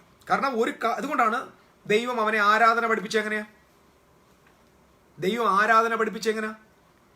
ദൈവം ആദ്യം, പരിശുദ്ധ പിതാവായ ദൈവം, പരിശുദ്ധ തൃത്വം മനുഷ്യന്റെ മുമ്പിൽ വന്ന് അവനെ ബറാക്ക് ചെയ്തു. അതുകൊണ്ടാണ് നമ്മൾ ബൈബിൾ പഠിച്ചാൽ ആദ്യത്തെ പഴയ നിയമത്തിൽ തുടങ്ങുന്നത് അത്യുന്നതനായ ദൈവം മനുഷ്യന്റെ മുമ്പിൽ മുട്ടുകുത്തി നിന്ന് അവനെ ബ്ലസ് ചെയ്യുന്ന, അവനെ താലോലിക്കുന്ന, അവനെ ചുംബിക്കുന്ന, അവനെ അഡോർ ചെയ്യുന്ന ചിത്രമാണ് നമ്മൾ ഉൽപ്പത്തി 1 കാണുന്നതെങ്കിൽ പുതിയ നിയമത്തിന്റെ തുടക്കത്തിൽ നമ്മൾ കാണുന്നത് എന്താ? അത്യുന്നതനായ ദൈവത്തിന്റെ പുത്രനെ ഒരു വലിയ കൂട്ടം ആളുകൾ, അതായത് 3 പേരല്ല കേട്ടോ, അത് നമ്മുടെ ആളുകൾ ട്രഡീഷണലി വന്നൊരു ചെയ്തു. പക്ഷെ യഥാർത്ഥ ട്രഡീഷനിൽ പഠിപ്പിക്കുന്നത് 600-ലധികം ആളുകൾ, വിവിധ ഡസൻസ് ഓഫ് രാജാക്കന്മാർ, പൊന്നും മൂരും കുന്തിരിക്കും ഒക്കെ കൊണ്ടുവന്ന് ദൈവത്തിന്റെ മുമ്പിൽ കുമ്പിടുന്ന ചിത്രം. അപ്പോൾ ഓൾഡ് ടെസ്റ്റമെന്റിൽ ദൈവം മനുഷ്യന്റെ മുമ്പിൽ മുട്ടുമടക്കിയിരുന്ന അവനെ ബറാക്ക് ചെയ്യുന്ന ചിത്രമാണെങ്കിൽ പുതിയ നിയമത്തിൽ മനുഷ്യൻ ദൈവത്തിന്റെ മുമ്പിൽ മുട്ടുമടക്കി അവൻ ദൈവത്തിന് അഡോർ ചെയ്യുന്ന ചിത്രമാണ്. അപ്പൊ ഇവിടെ മനുഷ്യൻ ദൈവം ആരാധന പഠിപ്പിച്ചത് ബൈബിൾസ് ക്ലാസ്സിലൂടെ അല്ല. ദൈവം അവനെ ആരാധന പഠിപ്പിച്ചത് വിഷ്വലായിരുന്നു, വിഷ്വൽ പ്രോസസ്സിങ്ങിലൂടെയായിരുന്നു. Domination visual. അപ്പൊ ഗോഡ്സ് ലെസൺസ്, ഞാനിത് ശ്രദ്ധിക്കണം, ദൈവത്തിന്റെ ലെസൺസ്, ദൈവരാജ്യവും വചനവും പഠിക്കുന്നവർ ശ്രദ്ധിക്കുക, ദൈവത്തിന്റെ ലെസൺസ് വിഷ്വലി പ്രോസസ്സിംഗ് ആണ് ആൻഡ് ഡോമിനന്റ് ആണ്. ഇപ്പൊ ഇതിനകത്ത് കർത്താവിന്റെ വേലക്കാരും ദൈവരാജ്യം സംബന്ധിച്ച് ഉത്സുകരായിരിക്കുന്ന ആളുകളുണ്ടെങ്കിൽ ശ്രദ്ധിക്കൂ, യേശുനാഥൻ എന്തുകൊണ്ട് അപ്പോസ്തലന്മാരെ 3.5 വർഷം കൂടെ കൊണ്ട് നടന്നത്? പഠിപ്പിക്കാൻ മാത്രമല്ല, കാണിക്കാനാണ്. അവൻ ചെയ്തതും ഉപദേശിച്ചതും, ചെയ്തത് എന്നത് വിഷ്വലാണ്. അപ്പോസ്തലന്മാർ 12 പേരും യേശുവിൻ്റെ കൂടെ ഇരുന്ന്, കൂടെ നടന്ന്, കണ്ട് കണ്ട് കണ്ട് കണ്ട് കണ്ട് മുടന്തനെ നടത്തുന്നത്, മരിച്ചവനെ എഴുന്നേൽപ്പിക്കുന്നത്, കുഷ്ഠരോഗിയെ ശുദ്ധമാക്കുന്നത്, കുരുട്ട് കണ്ട് തുറക്കുന്നത്, മുടന്തൻ നടത്തുന്നത്, കണ്ട് കണ്ട് കണ്ട് കണ്ട് വിഷ്വലി കണ്ട് ഇവരുടെ റൈറ്റ് ബ്രെയിൻ ഡെവലപ്പായി. ഇനി ഇവരെ സംബന്ധിച്ചിടത്തോളം ഇവരുടെ വായി തുറന്നാൽ അത്ഭുതങ്ങൾ സംഭവിക്കും. അപ്പൊ എഡ്യൂക്കേഷൻ നോക്കണം, എഡ്യൂക്കേഷന്റെ 2 നില. അപ്പം ഇന്ന് നമ്മൾ കാണുന്ന വിഷ്വൽ ലെസൺസ് സോ പവർഫുൾ ആണ്. അതുകൊണ്ടാണ് നിങ്ങൾ കണ്ടിട്ടില്ലേ, ഒരു ഡ്രാമ നമ്മൾ ഒരിക്കലും മറക്കില്ല. ഒരു കഥ മറന്നാലും നമ്മളൊരു ദൃശ്യാവിഷ്കാരം മറക്കത്തില്ല. നമ്മൾ സ്കൂളിൽ പഠിച്ച എത്രയോ പോയം മറന്നുപോയി, പക്ഷെ നമ്മൾ ആ കാലഘട്ടത്തിൽ കണ്ട സിനിമയുടെ പേരോ സിനിമയുടെ കഥയോ മറന്നിട്ടുണ്ടോ? സോ എന്തുകൊണ്ടാ ഒരു കാര്യം റൈറ്റ് ബ്രെയിനിൽ വന്നാൽ അത് ഒരു കാലത്ത് മാറത്തില്ല. നമ്മുടെ സബ് കോൺഷ്യസിനെ ശ്രദ്ധിക്കണം, നമ്മുടെ സബ് കോൺഷ്യസിനെ ഏറ്റവും കൂടുതൽ സ്വാധീനിക്കുന്ന, അല്ലെങ്കിൽ നമ്മുടെ സബ് കോൺഷ്യസിലേക്ക് ഡേറ്റയെ കൈമാറുന്ന നമ്മുടെ ബ്രെയിനിന്റെ ഭാഗമാണ് right brain. So it's a visual process of ഇൻഫർമേഷനെ കളക്റ്റീവായിട്ട് പ്രോസസ് ചെയ്യുന്ന ഒരു ലെഫ്റ്റ് ബ്രെയിനിസം. അതായത് ഒരു പിക്ചറിനെ ഇത് നോക്കുന്നുണ്ട്, അതിനെ എക്സാമിൻ ചെയ്യുന്നു. അപ്പോൾ ഇത് നമുക്ക് ഉപയോഗിക്കാൻ പറ്റും. ഇപ്പം നമ്മൾ ഇത് തന്നെ വെച്ച് റീഡിംഗ് ഉണ്ട്. ഇപ്പം ഞാനിത് നിങ്ങൾക്ക് എത്ര പേർക്ക് മനസ്സിലാവുന്ന എനിക്ക്, നമ്മളൊരു ബൈബിളിൽ അല്ലെങ്കിൽ ഒരു പാരഗ്രാഫ് നോക്കണം. അതൊരു കഴിവാണ്. നമ്മൾ റൈറ്റ് ബ്രെയിൻ നന്നായിട്ട് ഡെവലപ്പ് ആകുന്നവർക്ക്, അല്ലെങ്കിൽ റൈറ്റ് ബ്രെയിനിൽ പോകുന്ന ആളുകൾക്ക് ഈ ലെഫ്റ്റ് ബ്രെയിനിൽ നമ്മൾ വായിക്കുന്നത് പോലെയല്ല റൈറ്റ് ബ്രെയിൻകാർ വായിക്കുന്നത്. റൈറ്റ് ബ്രെയിൻ എന്ന് പറയുന്നത്, നമ്മളൊരു പാരഗ്രാഫിനെ നോക്കുമ്പോൾ നമ്മുടെ കണ്ണുകൊണ്ട് നമ്മളൊരു ഫോട്ടോ എടുക്കുന്ന പോലെ ആ പാരഗ്രാഫിൻ്റെ പിക്ചർ നമ്മൾ എടുക്കുക. ജസ്റ്റ് ഒന്ന് നോക്കുമ്പോഴേ നമുക്കതിൻ്റെ ലൈൻസ് മൊത്തം നമ്മുടെ 1 മിനിറ്റ് കൊണ്ട് നമ്മൾ ഒറ്റ നോട്ടത്തിൽ എടുക്കുമ്പോൾ തന്നെ പല വാക്കുകൾ നമ്മുടെ ബ്രെയിനിൽ സ്റ്റോർ ആവും. നമ്മുടെ ബ്രെയിൻ എന്ത് ചെയ്യും? ആ പാരഗ്രാഫിനെ, ആ പിക്ചറിനെ, അതായത് നമ്മൾ വായിക്കുന്ന അക്ഷരങ്ങൾ വായിക്കില്ല, വെർബൽ അല്ല, പിക്ചറാണ്. ആ പിക്ചറിനെ സഡനായിട്ട് നമ്മുടെ ബ്രെയിൻ എടുത്ത് ബ്രെയിൻ അനലൈസ് ചെയ്യാൻ തുടങ്ങും. ബ്രെയിൻ അനലൈസ് ചെയ്ത് കഴിഞ്ഞാൽ നമ്മൾ ആ എഴുതിയിരിക്കുന്ന കാര്യങ്ങളെല്ലാം നമ്മുടെ ബ്രെയിനിൽ വന്ന് പതിഞ്ഞ് ഒരു ഫോട്ടോ പോലെ പതിഞ്ഞിരിക്കുക. എന്നിട്ട് ആ ഫോട്ടോയെ നമ്മുടെ ബ്രെയിൻ അനലൈസ് ചെയ്തിട്ട് നമ്മൾ ആ വായിക്കേണ്ട ആ പാരഗ്രാഫിലെ ഭാഗം നമ്മുടെ തലയിൽ ചോറിലേക്ക് വരിക. അതുകൊണ്ട് നമ്മുടെ മനോരമ പത്രത്തിന് എന്തുകൊണ്ടാണെന്ന് അറിയാമോ ഈ ചെറിയ വീതിയിലിട്ട്? നിങ്ങൾ ശ്രദ്ധിച്ചിട്ടുണ്ടോ എന്തുകൊണ്ട് ഈ പത്രങ്ങളിൽ ഈ പാരഗ്രാഫിന് ഈ ചെറിയ വീതിയിൽ പാരഗ്രാഫ് കൊടുത്തേക്കുന്നത്, നാരോ ആയിട്ട് കൊടുത്തേക്കുന്നത്? എന്താ അവരുടെ അലൈൻമെൻറ്റിന് അങ്ങനെ കൊടുത്തേക്കുന്നത്? ഇത് റൈറ്റ് ബ്രെയിൻ റീഡിങ്ങിന് വേണ്ടിയുള്ളതാണ്. അതായത് ചില ആളുകൾ ഒരിക്കലും നമ്മളിങ്ങനെ വായിക്കും, ഈ സൈഡ് ഇങ്ങനെ വായിക്കുന്നവർ, ഇങ്ങനെ വായിക്കുന്നതാണ് ലെഫ്റ്റ് ബ്രെയിൻ. ഞാനിത് എഡ്യൂക്കേഷൻ്റെ ആയതുകൊണ്ടാണ് ഞാൻ ഈ പറയുന്നത്, ലെഫ്റ്റ് ബ്രെയിൻ ഇങ്ങനെ വായിക്കും. പക്ഷേ യഥാർത്ഥത്തിൽ ഒരു റൈറ്റ് ബ്രെയിൻ ഡെവലപ്പ് ആയാൽ, അല്ലെങ്കിൽ റൈറ്റ് ബ്രെയിനിൽ നിൽക്കുന്ന ആൾ, അതിൽ എഡ്യൂക്കേറ്റഡ് ആയ ആൾ നോക്കുമ്പോൾ അദ്ദേഹം ഒരിക്കലും ആ പാരഗ്രാഫിൻ്റെ ഒരു സൈഡിൽ നിന്ന് വലത്തോട്ട് ഇങ്ങനെ വായിക്കത്തില്ല. അദ്ദേഹം അതിൻ്റെ നടുക്ക് ഭാഗത്തെ നോക്കും. നിങ്ങളിപ്പോൾ എന്നെ കേൾക്കുന്ന പ്രിയപ്പെട്ടവർ ഇന്ന് ഇത് കേട്ട് കഴിഞ്ഞ ഉടനെ നിങ്ങളുടെ ബൈബിളോ നിങ്ങളുടെ മനോരമ പത്രമോ ഒക്കെ എടുത്ത് അതിൻ്റെ ആ നടുക്ക് ഭാഗം നോക്കിയിട്ട് നിങ്ങളുടെ കണ്ണിൻ്റെ 2 പിക്ചർ നിങ്ങളുടെ കണ്ണിനെ കൊണ്ട് അപ്പുറത്തും ഇപ്പുറത്തും നോക്കിക്കേ, താഴോട്ട്. അത് അങ്ങനെ വായിക്കാതെ നടുക്കുന്ന താഴോട്ട് വായിക്കുകയാണ്. ഇത് നമ്മൾ പിക്ചർ അനലൈസിങ് ആണ്. ഇങ്ങനെ വായിക്കുന്നവർക്ക് നമുക്ക് പുസ്തകങ്ങളൊക്കെ വേഗം വായിച്ചു തീർക്കാൻ, ഞാൻ ബൈബിൾ മിക്കവാറും ഒക്കെ വായിക്കുന്നത് ഈ സെൻട്രലൈസ്ഡ് റീഡിംഗ് ആണ്. ഞാനിങ്ങനെ ഓരോന്നിങ്ങനെ ആദിയിൽ ദൈവം ആകാശവും ഭൂമിയും സൃഷ്ടിച്ചു ഇങ്ങനെ വായിക്കാറില്ല. ഞാൻ ആ ഭാഗത്തെ ജസ്റ്റ് ഇങ്ങനെ എൻ്റെ പിക്ചറിൽ എടുക്കത്തേ ഉള്ളൂ. ഞാനിങ്ങനെ എടുത്ത് ഓട്ടോമാറ്റിക്കായിട്ട് എൻ്റെ ബ്രെയിന് ഞാൻ വർക്ക് ചെയ്യാനുള്ള അവസരം കൊടുക്കും. ഇതാണ് റൈറ്റ് ബ്രെയിൻ്റെ ഒരു പ്രത്യേകത. ഇത് പിക്ചറിനെ നമ്മൾ എടുത്തിട്ട് ആ പിക്ചറിനെ ബ്രെയിൻ പ്രോസസ്സ് ചെയ്യും. എന്നിട്ട് ബ്രെയിൻ തന്നെ അതിനെ അനലൈസ് ചെയ്യും. ബ്രെയിൻ തന്നെ അതിനെ സിസ്റ്റമാറ്റിക് ആയിട്ട് നമ്മുടെ ചിന്തയ്ക്കകത്ത്, ബുദ്ധിക്കകത്ത് അത് കൊണ്ടുവരും. നമ്മുടെ മെമ്മറിയിൽ അത് സൂക്ഷിക്കും. ഓക്കെ, ഒത്തിരി കാര്യങ്ങൾ എല്ലാം കൂടെ പറയാൻ നമുക്ക് പറ്റത്തില്ലല്ലോ, ഇത്രയൊക്കെ ശ്രദ്ധിക്കുക. അടുത്തത്, ദ റൈറ്റ് ബ്രെയിൻ എന്ന് പറയുന്നത് ക്രിയേറ്റീവ് പ്രോസസ്സറാണ്. എപ്പോഴും ശ്രദ്ധിക്കണം, റൈറ്റ് ബ്രെയിൻ എപ്പോഴും ക്രിയേറ്റീവാണ്. ഞാൻ പറഞ്ഞല്ലോ, ജീസസ് തൻ്റെ അപ്പോസ്തലന്മാരെ ഈ ഭൂമിയിലേക്ക് അയക്കും. അല്ലെങ്കിൽ യേശു ഭൂമി വന്നപ്പോൾ, ഇനി ശ്രദ്ധിക്കുക, യേശു ഭൂമി വന്നപ്പോൾ യേശു ആദ്യം പ്രസംഗിച്ച വാചകം എന്താ? യേശുവിന് മുന്നോടിയായിട്ട് വന്ന യോഹന്നാൻ പ്രസംഗിച്ച വാചകം എന്താ? യോഹന്നാൻ പ്രസംഗിച്ച വാചകം, repent for the kingdom of heaven is at hand. ഇങ്ങനെയാണ്, റിപ്പന്റ്, മനസ്സാന്തരപ്പെടുക. നമ്മുടെ മതം എന്ത് പഠിപ്പിച്ചു? നമ്മുടെ മതവും ക്രിസ്തി എല്ലാ മതങ്ങളും റിപ്പണ്ടൻസ് എന്ന് പറഞ്ഞാൽ നമ്മൾ ചെയ്ത പാപങ്ങളെ, അതെന്താ പറയുന്നത്, സോറി ഫോർ യുവർ സിൻസ്, നിന്റെ പാപത്തോട് അനുദപിക്കും. ഇതല്ലാതെ വേറെ എന്തെങ്കിലും ഒരു ചിത്രം ആരെങ്കിലും പഠിപ്പിക്കും, എന്തെങ്കിലും ഇന്ന് ആരെങ്കിലും പഠിപ്പിക്കുന്നെങ്കിൽ അത് നമ്മളൊക്കെ പറയുന്നത് കേട്ടിട്ട് പഠിപ്പിക്കുക. അല്ലാതെ ഞാൻ എൻ്റെ ജീവിതകാലത്ത് ഈ റിപ്പണ്ടൻസ് എന്ന് പറഞ്ഞാൽ മെറ്റനോയ എന്ന വാക്കിനർത്ഥം ചേഞ്ച് യുവർ മൈൻഡ് എന്നും, അല്ലെങ്കിൽ looking back to your genesis phase എന്നാണ് അതിൻ്റെ ഒറിജിനൽ. നിങ്ങൾ വേണമെങ്കിൽ അതിൻ്റെ ഡീറ്റെയിൽ നോക്കി പഠിക്കുക. അതായത് I'm looking back to my original phase, അതായത് ഞാൻ ജനിച്ചു വീണപ്പോഴുള്ള എൻ്റെ ട്രൂ ഫേസിലേക്ക് ഞാൻ നോക്കുന്നതിൻ്റെ പേരെയാണ് റിപ്പണ്ടൻസ് എന്ന് പറയുന്നത്. റിപ്പണ്ടൻസ്. അപ്പോൾ ആ റിപ്പണ്ടൻസ് വരുമ്പോൾ ഞാൻ ആരായി മാറുക? ഞാൻ എൻ്റെ ഒറിജിനൽ ഡിസൈനിലേക്ക് തിരിച്ചു പോവുക.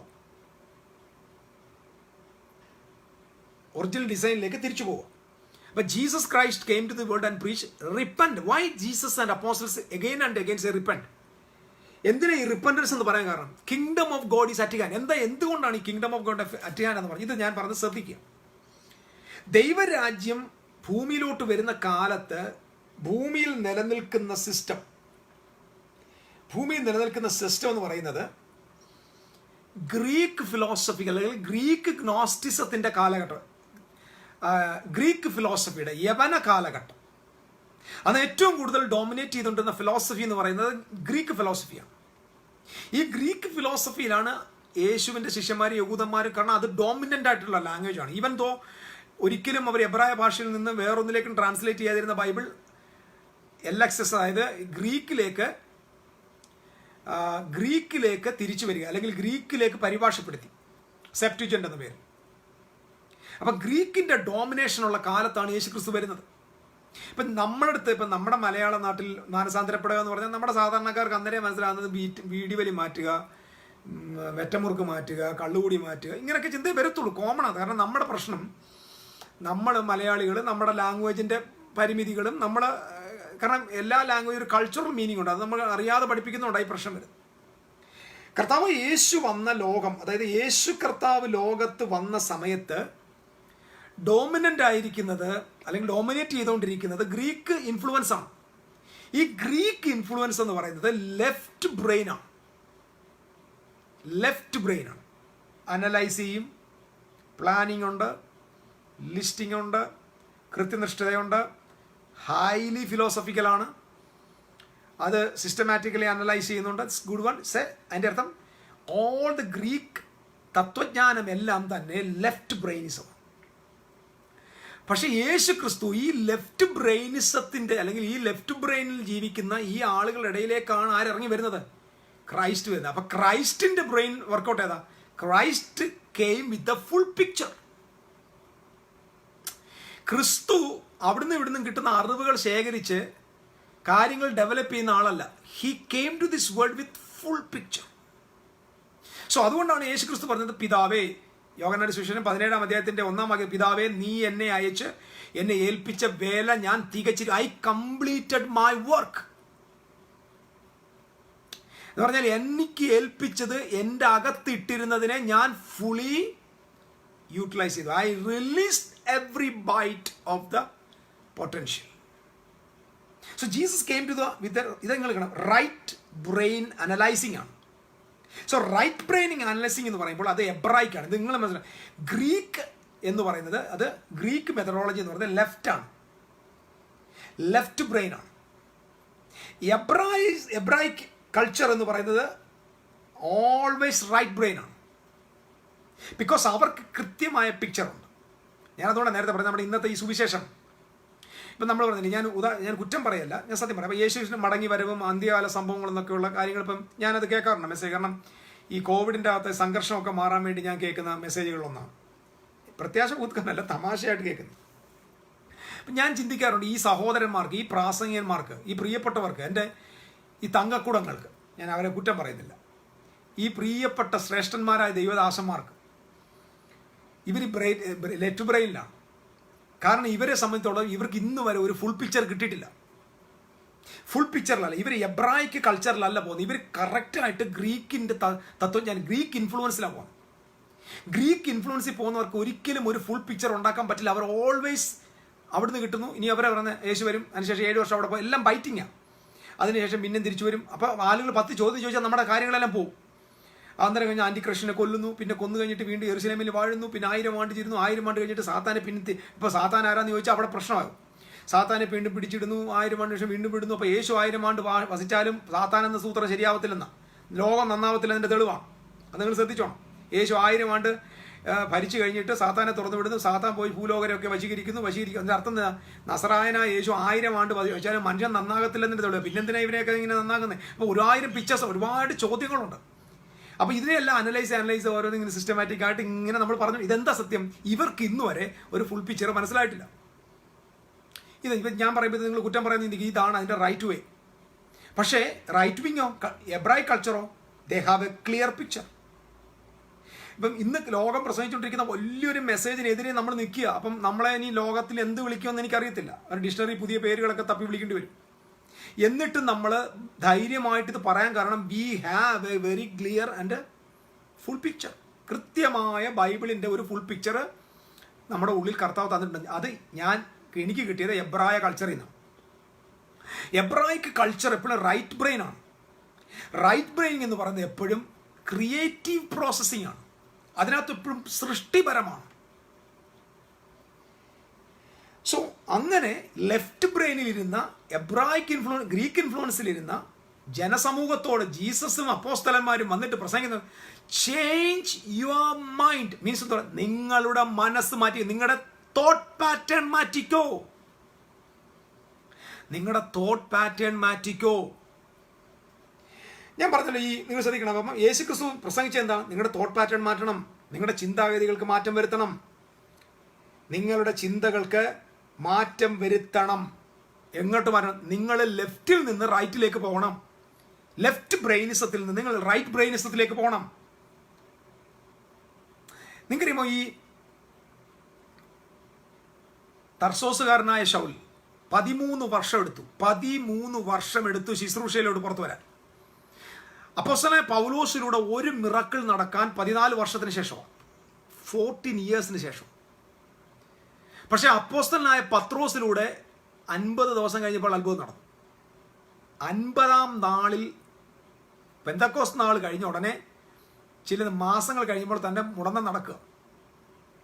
ജ്ഞാനികളിൽ ജ്ഞാനിയായിരുന്ന ശാലോമോനെ പോലും വെല്ലുന്ന പവർഫുൾ പേഴ്സണാണ് അപ്പോസ്തലനായ പൗലോസ്. പൗലോസിന് ഒരു ക്രിയേറ്റീവ് മിറക്കിൾ ചെയ്യാൻ 14 വർഷം എടുത്തു. എന്തുകൊണ്ടാണ്? ഇപ്പം നമ്മുടെ ആളുകൾ ചോദിക്കുന്നില്ലേ, എന്തുകൊണ്ട് അത്ഭുതങ്ങൾ നടക്കുന്നില്ല? എന്താ കാര്യം? ഇരിക്കുന്നത് മൊത്തം ലെഫ്റ്റ് ബ്രെയിൻ മെൻറ്റാലിറ്റിയിലുള്ള ആളുകൾക്ക് ക്രിയേറ്റ് ചെയ്യാൻ പറ്റില്ല. ക്രിയേഷൻ അതിനകത്ത് വരത്തില്ല. കാരണം ലെഫ്റ്റ് ബ്രെയിൻ എപ്പോഴും ബൈറ്റായിട്ടുള്ള ഇൻഫർമേഷനെ കളക്ട് ചെയ്ത് ഇറ്റ്സ് പുട്ട് ടുഗദർ സിസ്റ്റമാറ്റിക്കായി പ്ലാൻ ചെയ്ത് ഇങ്ങനെ പരുവത്തിന് പോകത്തേ ഉള്ളൂ. അത് കുഴപ്പക്കാരനെന്നല്ല ഞാൻ പറഞ്ഞത്. അതിനെ ഏറ്റവും കൂടുതൽ സ്വാധീനിക്കുന്ന കൾച്ചർ ഗ്രീക്ക് കൾച്ചർ. ആ ഗ്രീക്ക് കൾച്ചറും അതിനോട് തത്തുല്യമായ സുവിശേഷമാണ് ഇന്ന് പ്രസംഗിക്കപ്പെടുന്നത്. എന്നാൽ അതേസമയം എബ്രായിക് കൾച്ചറോ റൈറ്റ് ബ്രെയിൻ, ക്രിയേറ്റീവ് പ്രോസസ്. ഇപ്പം എന്നെ കേൾക്കുന്ന സഹോദരന്മാരെ, സ്കൂളിൽ പഠിക്കുന്ന കുഞ്ഞുങ്ങളെ, കോളേജിൽ പഠിക്കുന്ന പ്രിയപ്പെട്ടവരെ, നിങ്ങൾക്ക് ദൈവം തന്നിരിക്കുന്ന കഴിവ് റൈറ്റ് ബ്രെയിൻ അനലൈസിങ് ആണ്.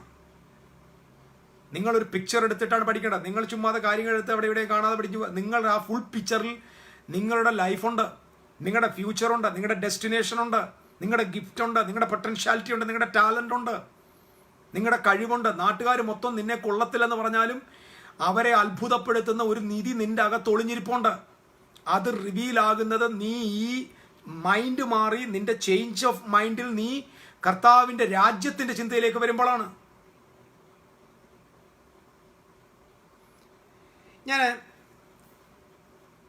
പറഞ്ഞ പോലെ ഇപ്പം നിങ്ങൾ ഒന്നുകൂടെ മനസ്സിലാക്കാം. ഈ ലെഫ്റ്റ് ബ്രെയിനും റൈറ്റ് ബ്രെയിനും എങ്ങനെയാണ് ഫങ്ഷൻ ചെയ്യുന്നത്. ഒരു 1-2 കാര്യങ്ങൾ, ഒരു പദം പറഞ്ഞേക്കാം. ഒരു ലാംഗ്വേജിൻ്റെ വിഷയത്തിൽ, ഒരു ഭാഷ എങ്ങനെയാണ് ലെഫ്റ്റ് കാണുന്നത്? ഭാഷയെ ലെഫ്റ്റ് വേർഡാണ്. അതായത് ലെഫ്റ്റ് എങ്ങനെ മനസ്സിലാക്കി തന്നെ. ഭാഷ എന്ന് പറഞ്ഞാൽ എന്താ? കാള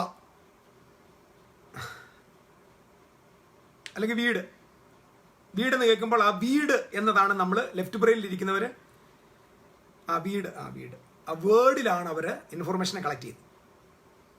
റൈറ്റ് ബ്രെയിനോ വീടെന്ന് കേൾക്കുമ്പോൾ ഒരിക്കലും വീടല്ല അവരുടെ ചിന്തയിൽ വരുന്നത്, വേർഡല്ല, മറിച്ച് ആ വീടിൻ്റെ പിക്ചർ. മനസ്സിലാവുന്നുണ്ടല്ലോ? പിക്ചർ.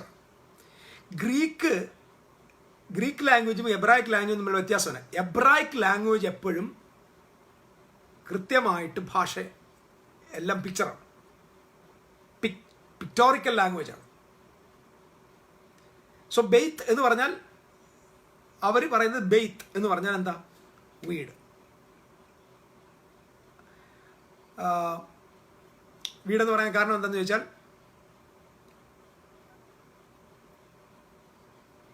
ന്യൂനുള്ള ബെൻ എന്ന് പറഞ്ഞാൽ എന്താ? പുത്രൻ. ബെൻ എന്ന് പറഞ്ഞാൽ പുത്രൻ. ഗ്രീക്കിൽ ബെൻ എന്ന് പറഞ്ഞാലും പുത്രൻ തന്നെയാണ്. ഗ്രീക്കിൽ പുത്രൻ എന്ന് പറയുന്നു. എബ്രായ ഭാഷയിൽ ബെൻ എന്ന് പറഞ്ഞാൽ അത് പിക്ചറാണ്. എങ്ങനെ പിക്ചറാണ്? ബെയ്ത്തിനകത്തെ നൂൻ. അതായത് നൂൻ എന്ന് പറഞ്ഞാൽ വിത്താണ്. വിത്ത് സീഡ്. ബെയ്ത്ത് എന്ന് പറഞ്ഞാൽ വീട്, വീട്ടിലെ സീഡ് എന്നാണ്. അപ്പോൾ ആ വേർഡ് ഉണ്ടായത് 2 കാര്യങ്ങൾ ഒരുമിച്ചിട്ടാണ്. വീടും ഒരു സീഡും കൂടെ ചേരുമ്പോഴാണ് ബെൻ ആകുന്നത്.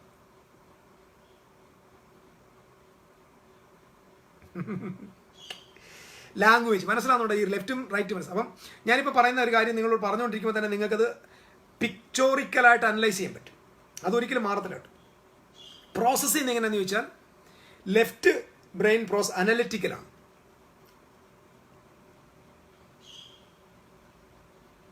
റൈറ്റ് ബ്രെയിനോ ഇൻഡ്യൂറ്റീവാണ്. കോൺസെപ്റ്റ് ഓഫ് ടൈം, സമയത്തിൻ്റെ വിഷയത്തിൽ ലെഫ്റ്റ് ബ്രെയിൻ എപ്പോഴും സീക്വൻഷ്യലാണ്, അതായത് ഇങ്ങനെ ക്രമപ്രകാരമാണ്. റൈറ്റ് ബ്രെയിൻ എപ്പോഴും സൈമൾട്ടേനിയസ് ആണ്. ഒരു ഫേവററ്റ് ക്വസ്റ്റ്യൻ നിങ്ങളോട് ചോദിച്ചാൽ ലെഫ്റ്റ് ബ്രെയിൻകാർ ചോദിക്കും വാട്ട് എന്ന് ചോദിക്കും. റൈറ്റ് ബ്രെയിൻകാർ ചോദിക്കും വൈ ഓർ ഹൗ. മനസ്സിലാകുന്നുണ്ട്? ഒരു ചോദ്യം, ഒരു നല്ലൊരു ചോദ്യം ചോദിക്കുക. ആ ലെഫ്റ്റ് ബ്രെയിൻ എപ്പോഴും എന്താണെന്ന് ചോദിക്കും, എന്ത് എന്ന് ചോദിക്കും, എന്താണെന്ന് ചോദിക്കും. റൈറ്റ് ബ്രെയിനിൽ ജീവിക്കുന്നതിന് എങ്ങനെ ചോദിക്കും? എന്തുകൊണ്ട്, എങ്ങനെ എന്ന് ചോദിക്കും. മോഡ് ഓഫ് ലേണിംഗ്, അതായത് പഠിക്കുന്നത് ഇങ്ങനെ. ലെഫ്റ്റ് ബ്രെയിൻകാർ പഠിക്കുന്നത് ഒബ്സർവിങ് ആണ്. കണ്ട് ഇങ്ങനെയൊക്കെ പഠിക്കും. റൈറ്റ് ബ്രെയിൻ പാർട്ടിസിപ്പേറ്റിംഗ് ആണ്. Perspective, left brain objective perspective ആയിരിക്കും, റൈറ്റ് ബ്രെയിൻ സബ്ജക്റ്റീവ് ആയിരിക്കും. എക്സ്പ്രഷൻ, നമ്മുടെ പ്രതികരണം, ലെഫ്റ്റ് ബ്രെയിൻ എപ്പോഴും ലോജിക്കലായിരിക്കും, റൈറ്റ് ബ്രെയിൻ എപ്പോഴും ക്രിയേറ്റീവ് ആയിരിക്കും. ഇപ്പം ഞാനിത് പറഞ്ഞത് ആർക്കൊക്കെ പ്രയോജനപ്പെടുമെന്ന് എനിക്കറിയത്തില്ല. ഓക്കെ, ദൈവം നിങ്ങളെ ബാക്കി കാര്യങ്ങൾ മനസ്സിലാക്കിപ്പിക്കട്ടെ. അപ്പം ഞാൻ ഈ പറഞ്ഞു വന്നത്, ഒരാൾ നമ്മൾ സ്കൂളിലോട്ട് പോവാം. നമ്മൾ സ്കൂളിൽ പോകുമ്പോൾ സ്കൂളിൽ ഒരിക്കലും ഈ റൈറ്റ് ബ്രെയിൻ ഇല്ല. ഇതാണ് പ്രശ്നം. റൈറ്റ് ബ്രെയിനിൽ അല്ലെങ്കിൽ റൈറ്റ് ബ്രെയിനിൻ്റെ ഡെവലപ്മെൻ്റ് ഇല്ല നമ്മുടെ ഒരു സ്കൂളിലും. നമ്മൾ കണ്ടും കേട്ട് സാറ് പറയുന്നത് കേട്ട് വാക്ക് കേട്ട് കാണാതെ പഠിച്ച് പരീക്ഷ എഴുതി മാർക്ക് വാങ്ങിച്ച് പരുവത്തിന് പോയി അവസാനം എന്തെങ്കിലും ഒരു ക്രിയേറ്റിവിറ്റിയോടായിരിക്കും നമ്മൾ പോകുന്നത്. നമ്മൾ കോളേജിലെ പഠിത്തവും സ്കൂളിലെ പഠിത്തം കഴിഞ്ഞ് ഇറങ്ങുമ്പോൾ നമ്മൾ 100% ആരായിട്ട് തന്നെ ഇറങ്ങി വരിക? ലെഫ്റ്റ് ബ്രെയിനിസമായിട്ട് തന്നെ പുറത്തേക്ക് വരിക. അപ്പം ക്രിയേഷൻ, നമ്മുടെ അകത്തുള്ള സൃഷ്ടിപരമായ ജന്മസിദ്ധമായ കഴിവുകൾ ഇല്ലാതെയാക്കിയിട്ടാണ് നമ്മൾ പുറത്തേക്ക് ഇറങ്ങി വരുന്നത്. ഞാനീ പറയുന്നതൊക്കെ കേൾക്കാൻ ഇച്ചിരി വിദ്യാഭ്യാസത്തെ ആഗ്രഹിക്കുന്നവർക്ക് മാത്രമേ പറ്റൂ. അതുകൊണ്ട് നിങ്ങൾ ശ്രദ്ധയോടെ കേൾക്കുന്നവർക്ക് കർത്താവിന് സ്തോത്രം. അപ്പം റൈറ്റ് ബ്രെയിനിസത്തിലേക്കുള്ള തിരിച്ചുവരവ്. അപ്പം റൈറ്റ് ബ്രെയിനിസമാണ് ക്രിയേറ്റീവ്. ഒരു ഉദാഹരണം പറയാം. ലെഫ്റ്റ് ബ്രെയിനിസം എപ്പോഴും ഒരു കാര്യങ്ങളെ പറയുന്നത്, അല്ലെങ്കിൽ ഒരു കാര്യത്തിന് മറുപടി പറയുന്നത് ഇമോഷണലായിരിക്കും. ഈ ലേഡീസ് സഹോദരിമാരുടെ പ്രത്യേകത, അവർ എന്ത് കാര്യം പറഞ്ഞാലും എടുത്തടിച്ചങ്ങ് തീരുമാനം പറയും. സഹോദരന്മാരുടെ ശ്രദ്ധയ്ക്ക് ഒരിക്കലും അത് നിങ്ങൾ വിശ്വസിക്കണ്ട. സഹോദരിമാരെടുക്കുന്ന തീരുമാനത്തെ നിങ്ങൾ പേടിക്കണ്ട, അവരത് ഇമോഷണലി എടുത്തതാണ്. പക്ഷെ പുരുഷന്മാരെടുക്കുന്ന തീരുമാനമുണ്ട്. കാരണം ഒത്തിരി ലേഡീസാണ് കൂടുതൽ ഈ ലെഫ്റ്റ് ബ്രെയിനിസത്തിൽ പോകും. ഇത് കൊള്ളത്തില്ലെന്നല്ല ഞാൻ പറഞ്ഞു കേട്ടോ. ഒരു പുരുഷൻ തീരുമാനം എടുക്കുമ്പോൾ അവൻ ഇമോഷണൽ തീരുമാനം എടുക്കത്തില്ല. പുരുഷൻ തീരുമാനം എടുക്കുമ്പോൾ അനലൈസ് ചെയ്തിട്ടേ തീരുമാനിക്കത്തു. അതിനെ നമ്മൾ സൂക്ഷിക്കേണ്ടിയിരിക്കും. വഴക്കുണ്ടാകുമ്പോൾ സ്ത്രീ പറയുന്നതായിട്ടില്ല, ഇപ്പം ഞാൻ വീട്ടിൽ പോകത്തില്ല. അത് ഇമോഷണൽ തീരുമാനം. 2 മിനിറ്റ് കഴിയുമ്പോൾ അത് മാറിക്കൊള്ളും. അപ്പം ഞാൻ ഈ പറഞ്ഞു വരുന്നതിൻ്റെ ഭാഗം ശ്രദ്ധിക്കുക. ആ ഭാഗത്തോട് തിരിച്ചു വരാം. അപ്പം ലെഫ്റ്റ് ബ്രെയിൻ ഡോമിനേഷനിൽ നിന്ന് റൈറ്റ് ബ്രെയിൻ ഡോമിനേഷനിലേക്ക് പോകാൻ എന്താ വഴി? The kingdom of God. ഞാൻ പറഞ്ഞ വെറും സാധാരണ ഒരു കാര്യമല്ല. നമ്മുടെ നാട്ടിലെ, ലോകത്തെ എഡ്യൂക്കേഷണൽ സിസ്റ്റത്തിലെ ഏറ്റവും പ്രധാനപ്പെട്ടൊരു സത്യമാണ്. ഏറ്റവും പ്രധാനപ്പെട്ട സത്യം.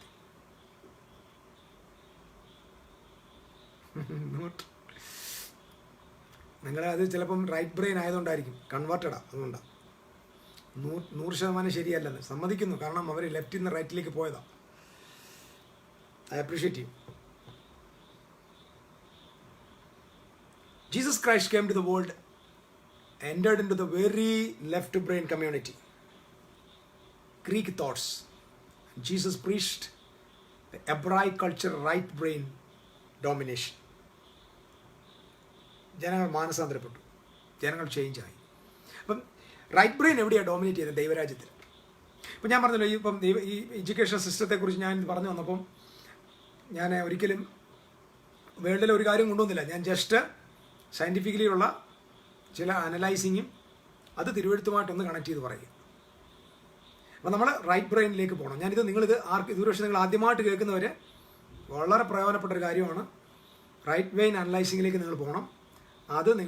അതാണ് എബ്രായിക് കൾച്ചറാണത്. അതാണ് ബൈബിളിൻ്റെ കൾച്ചർ, അതാണ് ദൈവരാജ്യത്തിൻ്റെ കൾച്ചർ, അതാണ് സുവിശേഷത്തിൻ്റെ കൾച്ചർ. പക്ഷെ നിർഭാഗ്യവശാൽ നമ്മുടെ സഭകളെല്ലാം, പ്രത്യേകിച്ച് പ്രൊട്ടസ്റ്റൻ്റ് മാത്രമല്ല, കാതലിക് എന്ന് പറയുന്ന സമൂഹം പ്രൊട്ടസ്റ്റൻറ്റിൻ്റെ മുമ്പുള്ളതാണ്. അപ്പോൾ കാതലിക്കും കറക്റ്റായിട്ട് നിൽക്കുന്നത് ലെഫ്റ്റ് ബ്രെയിനിലാണ്. അത് മറക്കുവരുത്. ഞാൻ കുറ്റം പറയല്ലോ കേട്ടോ. കാരണം ഈ 5ാമത്തെ നൂറ്റാണ്ടിൽ സംഭവിച്ച ഒരു ഡീവിയേഷനുണ്ട് ഗ്രീക്ക് വെസ്റ്റേൺ ഗോസ്പലിനെതിരെ. വെസ്റ്റേൺ ഗോസ്പൽ ഏറ്റവും കൂടുതൽ കാതലിക് പ്രൊട്ടസ്റ്റൻ്റ് സമൂഹത്തിൻ്റെ കയ്യിലാണ്. അപ്പോൾ ആ ഗ്രൂപ്പിനകത്ത് ഈ ലെഫ്റ്റ് ബ്രെയിനിലാണ് കൂടുതൽ പോകുന്നത്. വലിയ ഭയങ്കര ഇൻഫ്ലുവൻസിങ് ഫാക്റ്റാണ്. ഞാൻ അവരെ കുറ്റമൊന്നും പറയല്ല. പക്ഷേ എബ്രായിക് കൾച്ചറിലാണ് കിങ്ഡം വർക്കൗട്ട് ആകത്തുള്ളൂ. അതുകൊണ്ടാണ് നമ്മൾ ഈ പ്രൊട്ടസ്റ്റന്റുകാരുടെ ഇടയിലും കാതോലിക്കരുടെ ഇടയിലും ദൈവരാജ്യം എന്നൊരു സംഭവം ഇല്ല. ആരും പ്രസംഗിക്കാറുമില്ല. ഇല്ല. അവരാരാ പ്രസംഗിക്കുന്നത്? അവർക്ക് അത് പ്രസംഗിക്കാൻ അപ്പം അവരുടെ കാര്യങ്ങളിൽ അവർ സിസ്റ്റമാറ്റിക് ആണെങ്കിലും ദൈവരാജ്യം എന്നൊരു സംഭവം അവിടെ വരുന്നതേ ഇല്ല. അവർക്ക് ലക്ഷ്യമേ തെറ്റിപ്പോയി. അപ്പോൾ നമ്മൾ മനസ്സിലാക്കേണ്ടത് ഇത് ഇവരുടെ കുഴപ്പമല്ല, ഇത് നമ്മുടെ ലെഫ്റ്റ് ബ്രെയിൻ ആണ്. അതായത് വെസ്റ്റേൺ തിയോളജിയാണ്. ഈ വെസ്റ്റേണും ഈസ്റ്റേണും നമ്മുടെ വ്യത്യാസമായി ലെഫ്റ്റും റൈറ്റും. റൈറ്റ് ബ്രെയിൻ ഡോമിനേഷൻ വരുമ്പോഴേക്കും ക്രിയേഷനാണ് അവിടെ. മിറാക്കിൾസും സയൻസും സൂപ്പർ നാച്ചുറലും മിസ്റ്റിക്കൽ ലൈഫ് നമ്മൾ കാണുന്ന ആദ്യ നൂറ്റാണ്ടിലെ സഭകളിൽ സംഭവിച്ചതെല്ലാം ഇന്ന് അന്യപ്പെട്ടു പോകാൻ കാരണം നമ്മുടെ സിസ്റ്റം തന്നെ, നമ്മുടെ തലച്ചോറ് വരെ മാറിയിരിക്കുക. ഈ തലച്ചോറ് വരെ മാറിയിരിക്കുന്ന ആളിൻ്റെ അടുത്ത് പോയി ഇപ്പം ഒരാൾ രോഗശാന്തി നടത്തിയാൽ അവരെ കുറ്റം പറയും. ഒരു പ്രോഫറ്റ് എഴുന്നേറ്റാൽ അവരെ കുറ്റം പറയും. ഒരു പ്രവാചകൻ എഴുന്നേറ്റാൽ അവനെ കുറ്റം പറയും. ഒരു രോഗശാന്തിക്ക് എന്താ ഇതിന് സംഭവം? ഈ കുറ്റം പറഞ്ഞ എന്താ? സാധനം മൊത്തം ലെഫ്റ്റ് തലയാണ്. ലെഫ്റ്റ് ബ്രെയിൻ അനലൈസിങ്ങും ലെഫ്റ്റ് ബ്രെയിൻ ഡോമിനൻ്റ് ആണ് നമ്മുടെ മതങ്ങളിൽ മൊത്തം. നമ്മുടെ എഡ്യൂക്കേഷണൽ സിസ്റ്റം നമ്മളെ ആ നിലയിലേക്ക് തള്ളിക്കളഞ്ഞു. ഇത് ഞാൻ പറഞ്ഞത് ചലഞ്ചാണ്, നിങ്ങൾ വേണമെങ്കിൽ കുറിച്ച് വെച്ചോ. ഇവിടുത്തെ സകലവിധമായ ടോപ്പ് മോസ്റ്റ് സയൻറ്റിസ്റ്റും റൈറ്റ് ബ്രെയിൻ അനലൈസേഴ്സ് ആയിരുന്നു. അവരെ മുഴുവൻ ഇൻഫ്ലുവൻസ് ചെയ്തത് എബ്രായിക് കൾച്ചറാണ്. ലോകത്തിലെ ഏറ്റവും വലിയ ശാസ്ത്രജ്ഞന്മാരെല്ലാവരും എബ്രായിക് കൾച്ചറിൽ നിന്ന് വന്നവരാണ്. റൈറ്റ് ബ്രെയിൻ ആണ് ഇന്നോവേറ്റീവ് ആയിട്ടുള്ളത് ഡിസ്കവർ ചെയ്യുന്നത്. സോ നമ്മുടെ സഭകളിൽ ദൈവരാജ്യം എന്ന കോൺസെപ്റ്റ് പോലും റൈറ്റ് ലെഫ്റ്റ് സൈഡ് അനുഭവങ്ങൾ സംസാരിച്ചുകൊണ്ടിരിക്കുകയാണ്. സ്തോത്രം ആയിരിക്കും സിസ്റ്റർ. ആണുങ്ങൾ അങ്ങനെ റൈറ്റ് എന്ന് ഞാൻ പറയുന്നില്ല. ലോജിക്ക് ഇല്ലാത്ത ഇഷ്ടം പോലെ കാരണം പറയാം. നമ്മുടെ എഡ്യൂക്കേഷൻ സിസ്റ്റം തന്നെ ഇതെല്ലാത്തിൻ്റെയും തല തിരിച്ചതാണ്. ഇപ്പം നമുക്കിപ്പം BA അല്ലെങ്കിൽ MA PhD നമുക്ക് വലിയ ഡോക്ടറേറ്റോ വലിയ വലിയ ഡിഗ്രീസോ ഒക്കെ ഉള്ളവരുണ്ട്. പക്ഷെ എല്ലാം എന്താ എന്നറിയുമോ, നമ്മുടെ സിലബസും നമ്മുടെ ഈ ഫിൽത്തി ആയിട്ടുള്ള ഈ യൂസ്ലെസ് ആയിട്ടുള്ള ഈ എഡ്യൂക്കേഷണൽ സിസ്റ്റം കൊണ്ട് നമ്മുടെ കുഞ്ഞുങ്ങളുടെ പൊട്ടൻഷ്യാലിറ്റി ഇല്ലാതാവും. നിങ്ങൾ ശ്രദ്ധിക്കണം, അവരുടെ ഏറ്റവും വലിയ ബ്രെയിൻ ഡെവലപ്മെൻറ്റ് കാലഘട്ടം അവർ ചെലവിടുന്നത് കാക്കേ കൂടെ വിടെ കൂടിന് അതാ തുടങ്ങുന്നത്. അവിടെ തുടങ്ങി കഥയൊക്കെ പറഞ്ഞ് കഥയിലൂടെ പറഞ്ഞ് ഈ കൊച്ചുങ്ങൾക്ക് എന്നിട്ട് ക്വസ്റ്റ്യൻ ഇടുക, കാക്കേ ഡാഷ് എവിടെ? ഇതാണ് ചോദ്യം. കാക്കേ ഡാഷ് എവിടെ? അപ്പോൾ കൂടെ എവിടെ? കൂട്ടിനകത്ത് ആരുണ്ട്? ചോദ്യം. കുഞ്ഞുണ്ട്. ഇതുകൊണ്ട് എന്ത് ഡെവലപ്മെൻറ്റ്? ഇതവിടെ എന്താ ഇതിൻ്റെ കുഞ്ഞിൻ്റെ ബ്രെയിൻ ഡെവലപ്പ് ആവുന്നത്? ഇത് കഥയാണ്. കഥയ്ക്കകത്തുള്ള അനലൈസ്. ഇത് കറക്റ്റ് ലെഫ്റ്റിലേക്ക് തിരിക്കുക. Left brain. അപ്പോൾ നമ്മുടെ ആളുകൾ ഏകദേശം എല്ലാം 99% ഞാൻ പറഞ്ഞതിനകത്ത് എല്ലാവരും കാണും. 1% മാത്രം മാറ്റി നിർത്തും. അപ്പോൾ 99% ഓഫ് ആളുകൾ ലെഫ്റ്റ് ബ്രെയിനിലാണ്. ആ എഡ്യൂക്കേഷണൽ സിസ്റ്റം ഉപയോഗശൂന്യമായി. നമ്മുടെ കുഞ്ഞുങ്ങൾ ഭയങ്കര പവർഫുള്ളാണ്. ഞാൻ സത്യത്തിൽ എൻ്റെ കമ്പ്യൂട്ടർ, എൻ്റെ കയ്യിലിരിക്കുന്ന സ്മാർട്ട് ഫോൺ ആണെങ്കിലും എൻ്റെ ഐപാഡ് ആണെങ്കിലും പല കാര്യങ്ങളും സത്യം പറയാം, ഞാൻ പുതിയത് പഠിച്ചത് എൻ്റെ ചെറുക്കന്മാരുടെ കയ്യിൽ നിന്ന്. അവന്മാരൊക്കെ 7 വയസ്സായുള്ളൂ. മനസ്സിലാകുന്നുണ്ടോ? ഇതിൻ്റെ വോയിസ് എടുക്കുന്നത് അവർ 7 വയസ്സുകൊണ്ട് ഞാൻ ഇന്ന് വരെ കണ്ടിട്ടില്ലാത്ത കാര്യങ്ങൾ അവർ ഇതിനകത്ത് എടുത്തു തരുന്നുണ്ട്. ഇപ്പം ഞാൻ വിചാരിക്കുന്നത് ഇവർ ഭയങ്കര ക്രിയേറ്റീവാണ്, ഭയങ്കര പൊട്ടൻഷ്യലാണ് അവർക്ക്. നമ്മുടെ ബ്രെയിൻ എത്താത്ത സ്ഥലങ്ങളിലാണ് അവരുടെ ബ്രെയിൻ എത്തുന്നത്. ഇത്രയും പൊട്ടൻഷ്യലുള്ള കുഞ്ഞുങ്ങൾ എൻ്റെ മക്കൾ മാത്രമല്ല കേട്ടോ, നിങ്ങളുടെ വീട്ടിലും പിറന്നു വീണ എല്ലാ കുഞ്ഞുങ്ങളും അങ്ങനെ, എല്ലാ മക്കളും അങ്ങനെ. ഈ കുഞ്ഞുങ്ങൾ അവരുടെ ക്രിയേറ്റിവിറ്റിയെ അതിനെ ഡെവലപ്പ് ചെയ്യുന്ന എഡ്യൂക്കേഷണൽ സിസ്റ്റം ഇന്നില്ല. ഇതിന് ഒറ്റ വഴി, കർത്താവിൻ്റെ രാജ്യം ഈ ലോകത്ത് ഇതിനെ ഡോമിനേറ്റ് ചെയ്യണം. കർത്താവിൻ്റെ രാജ്യം ഡോമിനേറ്റ് ചെയ്യാൻ തുടങ്ങിയാൽ 100% ക്രിയേറ്റിവിറ്റി മാത്രമേ ഉണ്ടാകത്തുള്ളൂ. ഒരു ഡിസ്ട്രക്ഷനും ഉണ്ടാകത്തില്ല. നിങ്ങൾക്കറിയാമോ, ഒരു മനുഷ്യൻ അവൻ കറക്റ്റ് ക്രിയേറ്റിവിറ്റി, അവിടെ പിന്നെ കള്ളൻ കാണത്തില്ല, കൊള്ളക്കാർ കാണത്തില്ല, കൊലപാതകം കാണത്തില്ല, കുടുംബപീഡനം കാണത്തില്ല. കാരണം എവ്രിബഡീസ് ക്രിയേറ്റീവാണ്. മോഷണമില്ല. എന്തുകൊണ്ട് മോഷണമില്ല? ഇവിടെ സ്കേഴ്സിറ്റി ഉള്ളതുകൊണ്ടാണ് മോഷണം. എത്ര കോടതി ഉണ്ടായാലും മോഷണം മാറ്റാൻ പറ്റില്ല. കാരണം മനുഷ്യൻ ഇല്ലാത്തവൻ ഉള്ളിടത്തോളം കാലം, ഉള്ളവനുള്ളിടത്തോളം കാലം ഇല്ലാത്തവൻ ഉള്ളതിൻ്റെ മോട്ടിക്കും. അതിനി കോടതി ആയാലും പോലീസ് ആയാലും കേസ് എന്ന് പ്രശ്നമില്ല. ഇതിന് പരിഹാര മാർഗം ദൈവരാജ്യം വരണം. ഈ മനുഷ്യനെയും കൂടെ ഡെവലപ്പ് ചെയ്യാനുള്ള സൊസൈറ്റി വരണം. ഇവനെ ജയിലിൽ കൊണ്ടിട്ട് കഴിയുമ്പോൾ ഡെവലപ്പ് ആവും. ഒരു കൊലപാതകനെ ജയിലിൽ കിടന്നാൽ അവൻ 4 കൊലയും കൂടെ ചെയ്യാൻ പവർഫുള്ളായിട്ടാണ് തിരിച്ചിറങ്ങുന്നത്. ഇവിടുത്തെ സിസ്റ്റങ്ങൾ മുഴുവൻ പ്രശ്നങ്ങളിലാണ്. ഇപ്പോൾ ഇവിടുത്തെ ജുഡീഷ്യറി സിസ്റ്റം കറക്റ്റാണ്. ഏറ്റവും വലിയ പൊല്യൂഷൻ വ്യാപരിക്കുന്ന സിസ്റ്റം ജുഡീഷ്യറിയാണ്. കാശുണ്ടോ ജുഡീഷ്യറിക്ക് അങ്ങോട്ട് ചാഞ്ഞേ പറ്റൂ. കാശുള്ളിടത്തോട്ട് ചായുന്ന മരമാണ് നമ്മുടെ ജുഡീഷ്യറി. ഇതിപ്പോൾ കോടതി എന്തെങ്കിലും എന്നെ പറഞ്ഞാലും കുഴപ്പമില്ല. പണമില്ലാത്തവൻ ഒരുത്തൻ്റെ തലയെ നോണ്ടിയാൽ അവന് ഫൈനടിക്കും. പണമുള്ളവൻ ഒരുത്തനെ ചവിട്ടി കൊന്നാലും ആരും തിരിഞ്ഞു നോക്കത്തില്ല. കാരണം നമ്മുടെ സിസ്റ്റം അങ്ങനെ പോയിരിക്കും. അതുപോലെ തന്നെയാണ് നമ്മുടെ എഡ്യൂക്കേഷൻ എല്ലാം. ഇപ്പം ഒരു ഡോക്ടർ നമുക്കറിയാലോ, ഏറ്റവും കൂടുതൽ ഇന്ന് നമ്മുടെ മോഡേൺ വേൾഡിൽ ഏറ്റവും കൂടുതൽ സ്റ്റാൻഡേർഡ് കൊള്ള നടക്കുന്നത് ആശുപത്രികളിലാണ്. സ്റ്റാൻഡേർഡ് കൊള്ള, അത് സാധാരണ പിടിച്ചുപറിയൊന്നുമല്ല, സ്റ്റാൻഡേർഡായിട്ട് പിടിച്ചുപറി. അത് നിൻ്റെ ATM-ലൂടെ തന്നെ വലിച്ചെടുക്കും. വളരെ സ്റ്റാൻഡേർഡാണ്. അതിൻ്റെ നടുവിലും വിശ്വസ്തന്മാരായ ഡോക്ടേഴ്സ് ഉള്ള കാര്യം ഞാൻ മറക്കുന്നില്ല. പക്ഷേ നല്ല നല്ല സത്യസന്ധരായ, കളങ്കം വരാത്ത ജെന്യൂനായിട്ടുള്ള പ്രവർത്തകരുടെ ഇടയിൽ ഒരുപാട് ആളുകൾ പ്രശ്നക്കാരാണ്. ഞാനത് മുമ്പൊരിക്കൽ പറഞ്ഞിട്ടുണ്ട്, ഞാൻ ബിസിനസ്സിൻ്റെ കാര്യത്തിൽ പറഞ്ഞിട്ടുണ്ട്. നല്ല നല്ല മെഡിക്കൽ ഡ്രാമാസാണ് ഒരുപാട് ഹോസ്പിറ്റലിൽ നടക്കുന്നത്. നാഗർകോവിലിൽ ഒരിക്കൽ ഞാൻ പോയ ഒരു കുഞ്ഞ് ബൈക്ക് ആക്സിഡൻറ്റ് മരിച്ചു. അവൻ്റെ ബ്രെയിൻ ഡെഡല്ല, ആൾ മരിച്ചു. 3 ദിവസം ആ ഹോസ്പിറ്റലിൽ ഇട്ടിരുന്നു. 3 ദിവസം. ആ മാതാവും പിതാവും ആ സഹോദരിമാരും അതിൻ്റെ മുമ്പിൽ കിടന്ന് അലമുറയിട്ട് കരയുക. ഞാൻ അന്നേരം അവിടെ അവരെ ആശ്വസിപ്പിക്കാൻ അവരുടെ കൂടെ ഉണ്ട്. ജനങ്ങൾ ഭയങ്കര അലമുറയിട്ട് ഹോസ്പിറ്റലിൽ കരച്ചിലാവും. 3 ദിവസം പ്രാർത്ഥനയോടെ പ്രാർത്ഥന. ആണ്ടവരെ രക്ഷിക്കണമേ ആണ്ടവരെ. പക്ഷേ ആണ്ടവർക്ക് എങ്ങനെ രക്ഷിക്കാൻ പറ്റും? ഓൾറെഡി ആ ആളിൻ്റെ പ്രാണനെ വിട്ടുപോയി കുഞ്ഞിൻ്റെ. പിന്നെ അറിഞ്ഞത് എന്താണെന്നറിയാമോ? 3 ദിവസം വെന്റിലേറ്ററിൽ ചുമ്മാതെ വെച്ചിരുന്ന് 6-7 ലക്ഷം രൂപ, ഇത് ശ്രദ്ധിക്കണം, 6-7 ലക്ഷം രൂപ ഡെഡ് ബോഡിയെ വെന്റിലേറ്ററിൽ വെച്ചിട്ട് വാങ്ങിച്ച പകൽ കൊള്ളക്കാരന്മാരെ ഉണ്ടാക്കിയെടുത്തതാണ് നമ്മുടെ ഇന്നത്തെ എഡ്യൂക്കേഷണൽ സിസ്റ്റം. ഇവർ മോട്ടിക്കും, ഇവർ നമ്മളെ കൊന്ന ആളും എടുക്കും. എന്തുകൊണ്ടാണ്? 1 കോടി രൂപയൊക്കെ കൊടുത്തിട്ടാ ഇവരൊരു പൊസിഷൻ, ഒരു സീറ്റ് ഒക്യുപ്പൈ ചെയ്തത്. ഈ 1 കോടി രൂപ അവർ പലിശ സഹിതം വാങ്ങിക്കത്തില്ലേ? അവരെ കുറ്റം പറഞ്ഞിട്ട് എന്താ ചെയ്യാണ്? ഇപ്പം മുഴുവൻ pollution, educational system completely corrupted ആണ്. ഒന്നാമത് ഞാൻ പറഞ്ഞത്, ഇന്നത്തെ വിദ്യാഭ്യാസ സമ്പ്രദായം ഒരു കുഞ്ഞിൻ്റെ പൊട്ടൻഷ്യാലിറ്റിക്ക് മണ്ണിട്ട് മൂടുന്നതാണ്. ക്രിയേറ്റീവായിട്ട് പോകുന്ന ഒരു ആള് വെറും ഒരു വയറ്റിലകവും കോഴിയായിട്ടാണ് ചില സമയത്ത് ഇറങ്ങി വരുന്നത്. അതിനകത്ത് കുറച്ച് പേര് എന്തോ കൃപ കൊണ്ട്, ടാലൻ്റ് കൊണ്ട് രക്ഷപ്പെടുന്നുണ്ട്. പണ്ട് എൻ്റെ ഒരു സ്നേഹിതൻ, പുനലൂർ ഉള്ളൊരു സ്നേഹിതൻ പറഞ്ഞിങ്ങനെ, ബൈബിൾ കോളേജിൽ പോകുമ്പോൾ ഇങ്ങനെയാണ്. നമ്മൾ അങ്ങോട്ട് പോകുമ്പോൾ അവൻ ആത്മീയനായിട്ടാണ് ഈ ബൈബിൾ കോളേജിലോട്ട് പോകുന്നത്. ആദ്യത്തെ 1-ാമത്തെ വർഷം അവൻ ആത്മീയനാകും. 2-ാമത്തെ വർഷം അവൻ ജഡികനാകും. 2-ാം വർഷം. 3-ാമത്തെ വർഷം അവൻ പ്രാകൃതനാകും. അപ്പം ആത്മീയനായിട്ട് പോയി പ്രാകൃതനായിട്ടാണ് ഓരോ ബൈബിൾ സെമിനാരിൽ നിന്ന് ആൾ ഇറങ്ങി വരുന്നതെന്ന് ഒരു വലിയ ബൈബിൾ സ്കൂളിൽ പഠിച്ച എൻ്റെ ഒരു സ്നേഹിതൻ പറഞ്ഞിട്ടുള്ളൂ.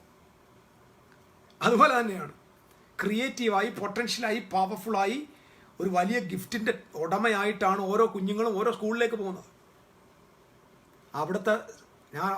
അവിടുത്തെ സിസ്റ്റം തന്നെ അത് ഉണ്ടാക്കി, അല്ലെങ്കിൽ ആ കരിക്കുലം ഉണ്ടാക്കിയേക്കുന്ന ആളിൻ്റെ മെൻറ്റാലിറ്റി എങ്ങനെയാണോ അങ്ങനെ ആ കുഞ്ഞുങ്ങൾ വളരത്തുള്ളൂ. ഒരു നാരോ മെൻറ്റാലിറ്റി ഉള്ള ഒരുത്തൻ, ഒരു ബോധം വെക്കണോ ഇല്ലാത്ത ഒരുത്തനായി ഇതിനകത്ത് ഇത് എഴുതി വെച്ചെങ്കിൽ ഇവൻ്റെ പഠനം, ഇവൻ്റെ ബുദ്ധിയിലേക്ക് ഈ കുഞ്ഞുങ്ങളും വരത്തുള്ളൂ. ഇതിപ്പോൾ ഞാനിപ്പം എനിക്ക് പുതിയൊരു കരിക്കുലം ഉണ്ടാക്കാൻ പറ്റില്ല. ഇത് ഉണ്ടാക്കണമെങ്കിൽ മനുഷ്യന് ക്രിയേറ്റീവ് ആകുന്ന കരിക്കുലം ഉണ്ടാക്കാൻ പറ്റുന്ന നിലയിൽ ഈ സിസ്റ്റത്തെ ഡോമിനേറ്റ് ചെയ്യാൻ കിങ്ഡം സിറ്റിസൺസ് ദൈവരാജ്യത്തിന് മുകളിൽ വരണമെന്ന് ഞാൻ പറഞ്ഞു. യെസ്, ഓൾ ആർ റൈറ്റ് ബ്രെയിൻഡ് ആണ്, പക്ഷെ learning process making the more left. That's A truth. അതാണ് ഞാൻ പറഞ്ഞുകൊണ്ടിരിക്കുന്നത്. എല്ലാവരും ദൈവം അങ്ങനെയാണ്. കാരണം ഇവിടെയാണ് മനുഷ്യൻ്റെ ഒറിജിനൽ ജന്മസിദ്ധമായ കഴിവുകളും ടാലൻറ്റും ഇരിക്കുന്നത്. ഇതിനെ മണ്ണിട്ട് മൂടി ഈ ഉറവയെ ഇല്ലാതെയാക്കി മാറ്റുന്ന സിസ്റ്റം. സോ ഗോഡ് ഈസ്, ഞാൻ വീണ്ടും പറയുന്നു, ദൈവരാജ്യം ഇതിനെ ഡോമിനേറ്റ് ചെയ്യും. ഇതാണ് എൻ്റെ പ്രത്യാശയുടെ ദൂത. ദൈവരാജ്യം ഈ സിസ്റ്റത്തെ ഡോമിനേറ്റ് ചെയ്യും. ദൈവരാജ്യം ഇതിനെ ഡോമിനേറ്റ് ചെയ്യും. ദൈവരാജ്യം ഈ സിസ്റ്റത്തെ ഡോമിനേറ്റ് ചെയ്യും. Hallelujah, hallelujah. സോ ദൈവം തൻ്റെ മഹാകൃപയാൽ നിങ്ങൾക്ക് ഇതിന് ഇടവരുത്തട്ടെ. നമുക്കതിനു വേണ്ടി പ്രാർത്ഥിക്കാം. ഞാൻ ഈ വിഷയങ്ങൾ ഒത്തിരി, ഞാൻ പറഞ്ഞല്ലോ, വലിയ അബ്രാറ്റഡ് ആയിട്ടുള്ള വലിയൊരു വിഷയമാണ്. എല്ലാം കൂടെ എനിക്ക് പറയാൻ ടൈമും ഇല്ല. ഞാൻ തൽക്കാലം എൻ്റെ വാക്കുകൾക്ക് വിരാമം ഇടുകയാണ്. കർത്താവ് പറഞ്ഞ പോലെ let us change our mind. നിങ്ങൾ വേറൊരു കാര്യം കൂടെ പറഞ്ഞ് നിർത്താം. എന്തായാലും നിങ്ങൾക്ക് കഴിവുണ്ട്, നിങ്ങളുടെ മുമ്പ് വലിയ ഫ്യൂച്ചറുണ്ട്, വലിയ വൻമരവുമുണ്ട്, അത് വെട്ടാൻ നിങ്ങളുമുണ്ട്. പക്ഷെ നിങ്ങൾ ഉപയോഗിക്കുന്ന ടൂൾസ് ഷാർപ്പൻഡ് അല്ലെങ്കിൽ you cannot possess that great future. So sharpen your knowledge, refine ചെയ്യുക, നിങ്ങളുടെ പൊട്ടൻഷ്യാലിറ്റി വർദ്ധിപ്പിക്കുക. കിട്ടാവുന്ന അറിവുകളെല്ലാം നിങ്ങൾ ആഹാരത്തിന് വാങ്ങുന്ന പൈസ പകുതി എടുത്ത് ബുക്കുകൾ വാങ്ങിക്കുക, നല്ല പുസ്തകങ്ങൾ വാങ്ങിക്കുക, നല്ല CD-കൾ വാങ്ങിക്കുക, നല്ല കഴിവുള്ള ദൈവദാസന്മാരുടെ നല്ല മെസ്സേജുകൾ വാങ്ങിക്കുക, നല്ല പുസ്തകങ്ങൾ വാങ്ങണം. നിങ്ങളുടെ വീട്, നിങ്ങളുടെ സ്റ്റോർ ഹൗസിൽ നിങ്ങളുടെ ആഹാരം നിറഞ്ഞിരിക്കുന്നതിനേക്കാൾ കൂടുതൽ നിങ്ങളുടെ കരങ്ങളിൽ പുസ്തകങ്ങളുണ്ടാകും. Read the books. പൗലോസ് തിമോഥെയോസിനോട് പറഞ്ഞു, വായനയിലും പ്രാർത്ഥനയിലും ഉറ്റിരിക്കണം. Read it. വായിക്കുക, ധാരാളം വായിക്കുക. ഒരു മാസം നിങ്ങൾ അധ്വാനിക്കുന്നതിനകത്ത് ഒരു കുറച്ച് കാശ് പുസ്തകങ്ങൾ വാങ്ങാനായിട്ട് നിങ്ങൾ ഉപയോഗിക്കുക. ഏത് പുസ്തകമാണ് വേണ്ടതെന്ന് സജഷൻ ആവശ്യമെങ്കിൽ നിശ്ചയമായിട്ടും ഇൻബോക്സ് ചോദിച്ചാൽ ഏത് സബ്ജക്റ്റിൻ്റെ വിഷയമാക്കിയോ പറഞ്ഞുതരാൻ ഞാൻ എനിക്ക് തയ്യാറുണ്ട്. ഞാൻ റെഡിയാണ്. എൻ്റെ കയ്യിലുണ്ടെങ്കിൽ ഞാൻ നിങ്ങൾക്ക് തരാം. ഞാൻ പലർക്കും കഴിഞ്ഞ പ്രാവശ്യം നൽകാമെന്ന് പറഞ്ഞു. പക്ഷേ എൻ്റെ ഇതിനകത്ത് ഡയറക്റ്റ് അങ്ങോട്ട് പോകുന്നില്ല. കാരണം ഇച്ചിരി GB കൂടുതലായി അല്ലെങ്കിൽ MB കൂടുതലായതുകൊണ്ട് 25 MB കൂടുതൽ അയക്കാൻ പറ്റില്ല. സോ ശ്രദ്ധിക്കുക, നമുക്ക് പ്രാർത്ഥിക്കണം. നമ്മുടെ വീട്ടിലെ മക്കളെ ഓർത്ത് പ്രാർത്ഥിക്കണം. ദൈവത്തോട് പറഞ്ഞാൽ, കർത്താവേ, അവരെ ക്രിയേറ്റീവായിട്ട് കൊണ്ടുവരണേ. നിങ്ങളുടെ മക്കളിൽ നിങ്ങൾ വലിയ കാര്യങ്ങൾ പ്രതീക്ഷിക്കും. വേൾഡിനെ ഇമ്പാക്റ്റ് ചെയ്യുന്നവർ, നിങ്ങളത് എഴുതി വെച്ചോ, ലോകത്തെ ഇമ്പാക്റ്റ് ചെയ്യുന്നവർ നിങ്ങളുടെ വീട്ടിൽ നിന്ന് എഴുന്നേറ്റ് വരും. എന്നെ കേൾക്കുന്ന നിങ്ങളും മരിക്കുന്നതിന് മുമ്പ് നിങ്ങളുടെ സൊസൈറ്റിയെ ഇമ്പാക്റ്റ് ചെയ്തിട്ട് വേണം നിങ്ങൾ അവസാനിക്കാൻ. ധൈര്യമായി നിങ്ങൾക്ക് കിട്ടിയ കൺവിക്ഷനിൽ നിൽക്കുക, സത്യത്തെ നിൽക്കുക. Do something for the Lord. ഒരു ദിവസം നിങ്ങളും യേശുവിനെ പോലെ പറയണം, Lord, the work you have given me is finished. ഞാൻ ഇമിറ്റേറ്റ് ചെയ്തെന്നല്ല പറഞ്ഞു, I finished, I completed my job, I completed my job. എൻ്റെ ദൈവം എനിക്ക് നൽകിയത് ഞാൻ കംപ്ലീറ്റ് ചെയ്തു. അതാണ് ഓരോ മനുഷ്യനും ദൈവം മുമ്പിൽ പറയേണ്ടത്. ഓരോ മനുഷ്യനും പറയേണ്ടത് അതാണ്. Lord, I completed it, Lord.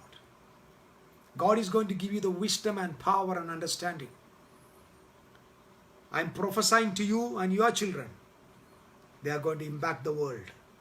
They are going to impact the world. നിങ്ങൾ കണ്ടിട്ടുള്ളത് അവിടെ ഇവിടെയും ഓടി നടക്കുന്ന കൊച്ചു കൊച്ചു ആളുകളെ. പക്ഷെ നിങ്ങളുടെ തലമുറ യേശുവിൻ്റെ മഹിമയ്ക്കായിട്ട് വേൾഡിനെ ഇമ്പാക്റ്റ് ചെയ്യുന്നവരായിരിക്കണം. അതിനുള്ള കഴിവ് അറ്റ്ലീസ്റ്റ് നമുക്ക് നമ്മുടെ കുടുംബങ്ങളിൽ ആരംഭിക്കാം. ആ പ്രകാശം ലോകത്തേക്ക് പകരാൻ സർവശക്തിയുള്ള ദൈവം നിങ്ങൾക്ക് ഇടവരുത്തട്ടെ. ഇത്രയും ഞാൻ പറഞ്ഞ എൻ്റെ ചെറിയ കുറച്ച് ഇൻഫോർമേഷൻസ് കൈമാറി ഞാൻ കർത്താവിന് മുമ്പിൽ ഹമ്പിളായിട്ട് ആയിരിക്കുന്നു. നിങ്ങളെ കർത്താവ് ഇത്ര വരെ അനുഗ്രഹിക്കട്ടെ. തുടർന്നും നമുക്ക് അടുത്ത ചിന്തയിലേക്ക് വീണ്ടും പോകാം. സർവശക്തിയുള്ള ദൈവം നിങ്ങളെ, നിങ്ങളുടെ കുടുംബങ്ങളെ അനുഗ്രഹിക്കട്ടെ, നിങ്ങളുടെ തലമുറകളെ അനുഗ്രഹിക്കട്ടെ. വലിയ വലിയ ഉന്നതന്മാർ, ഇമ്പാക്റ്റിംഗ് വേൾഡ് ഇമ്പാക്റ്റേഴ്സ്, വേൾഡ് ഷേക്കേഴ്സ് നിങ്ങളുടെ വീടുകളിൽ നിന്ന് എഴുന്നേറ്റ് വരട്ടെ. സകലവിധ അനുഗ്രഹവും ദൈവം പകരട്ടെ. ആമേൻ. Bless you.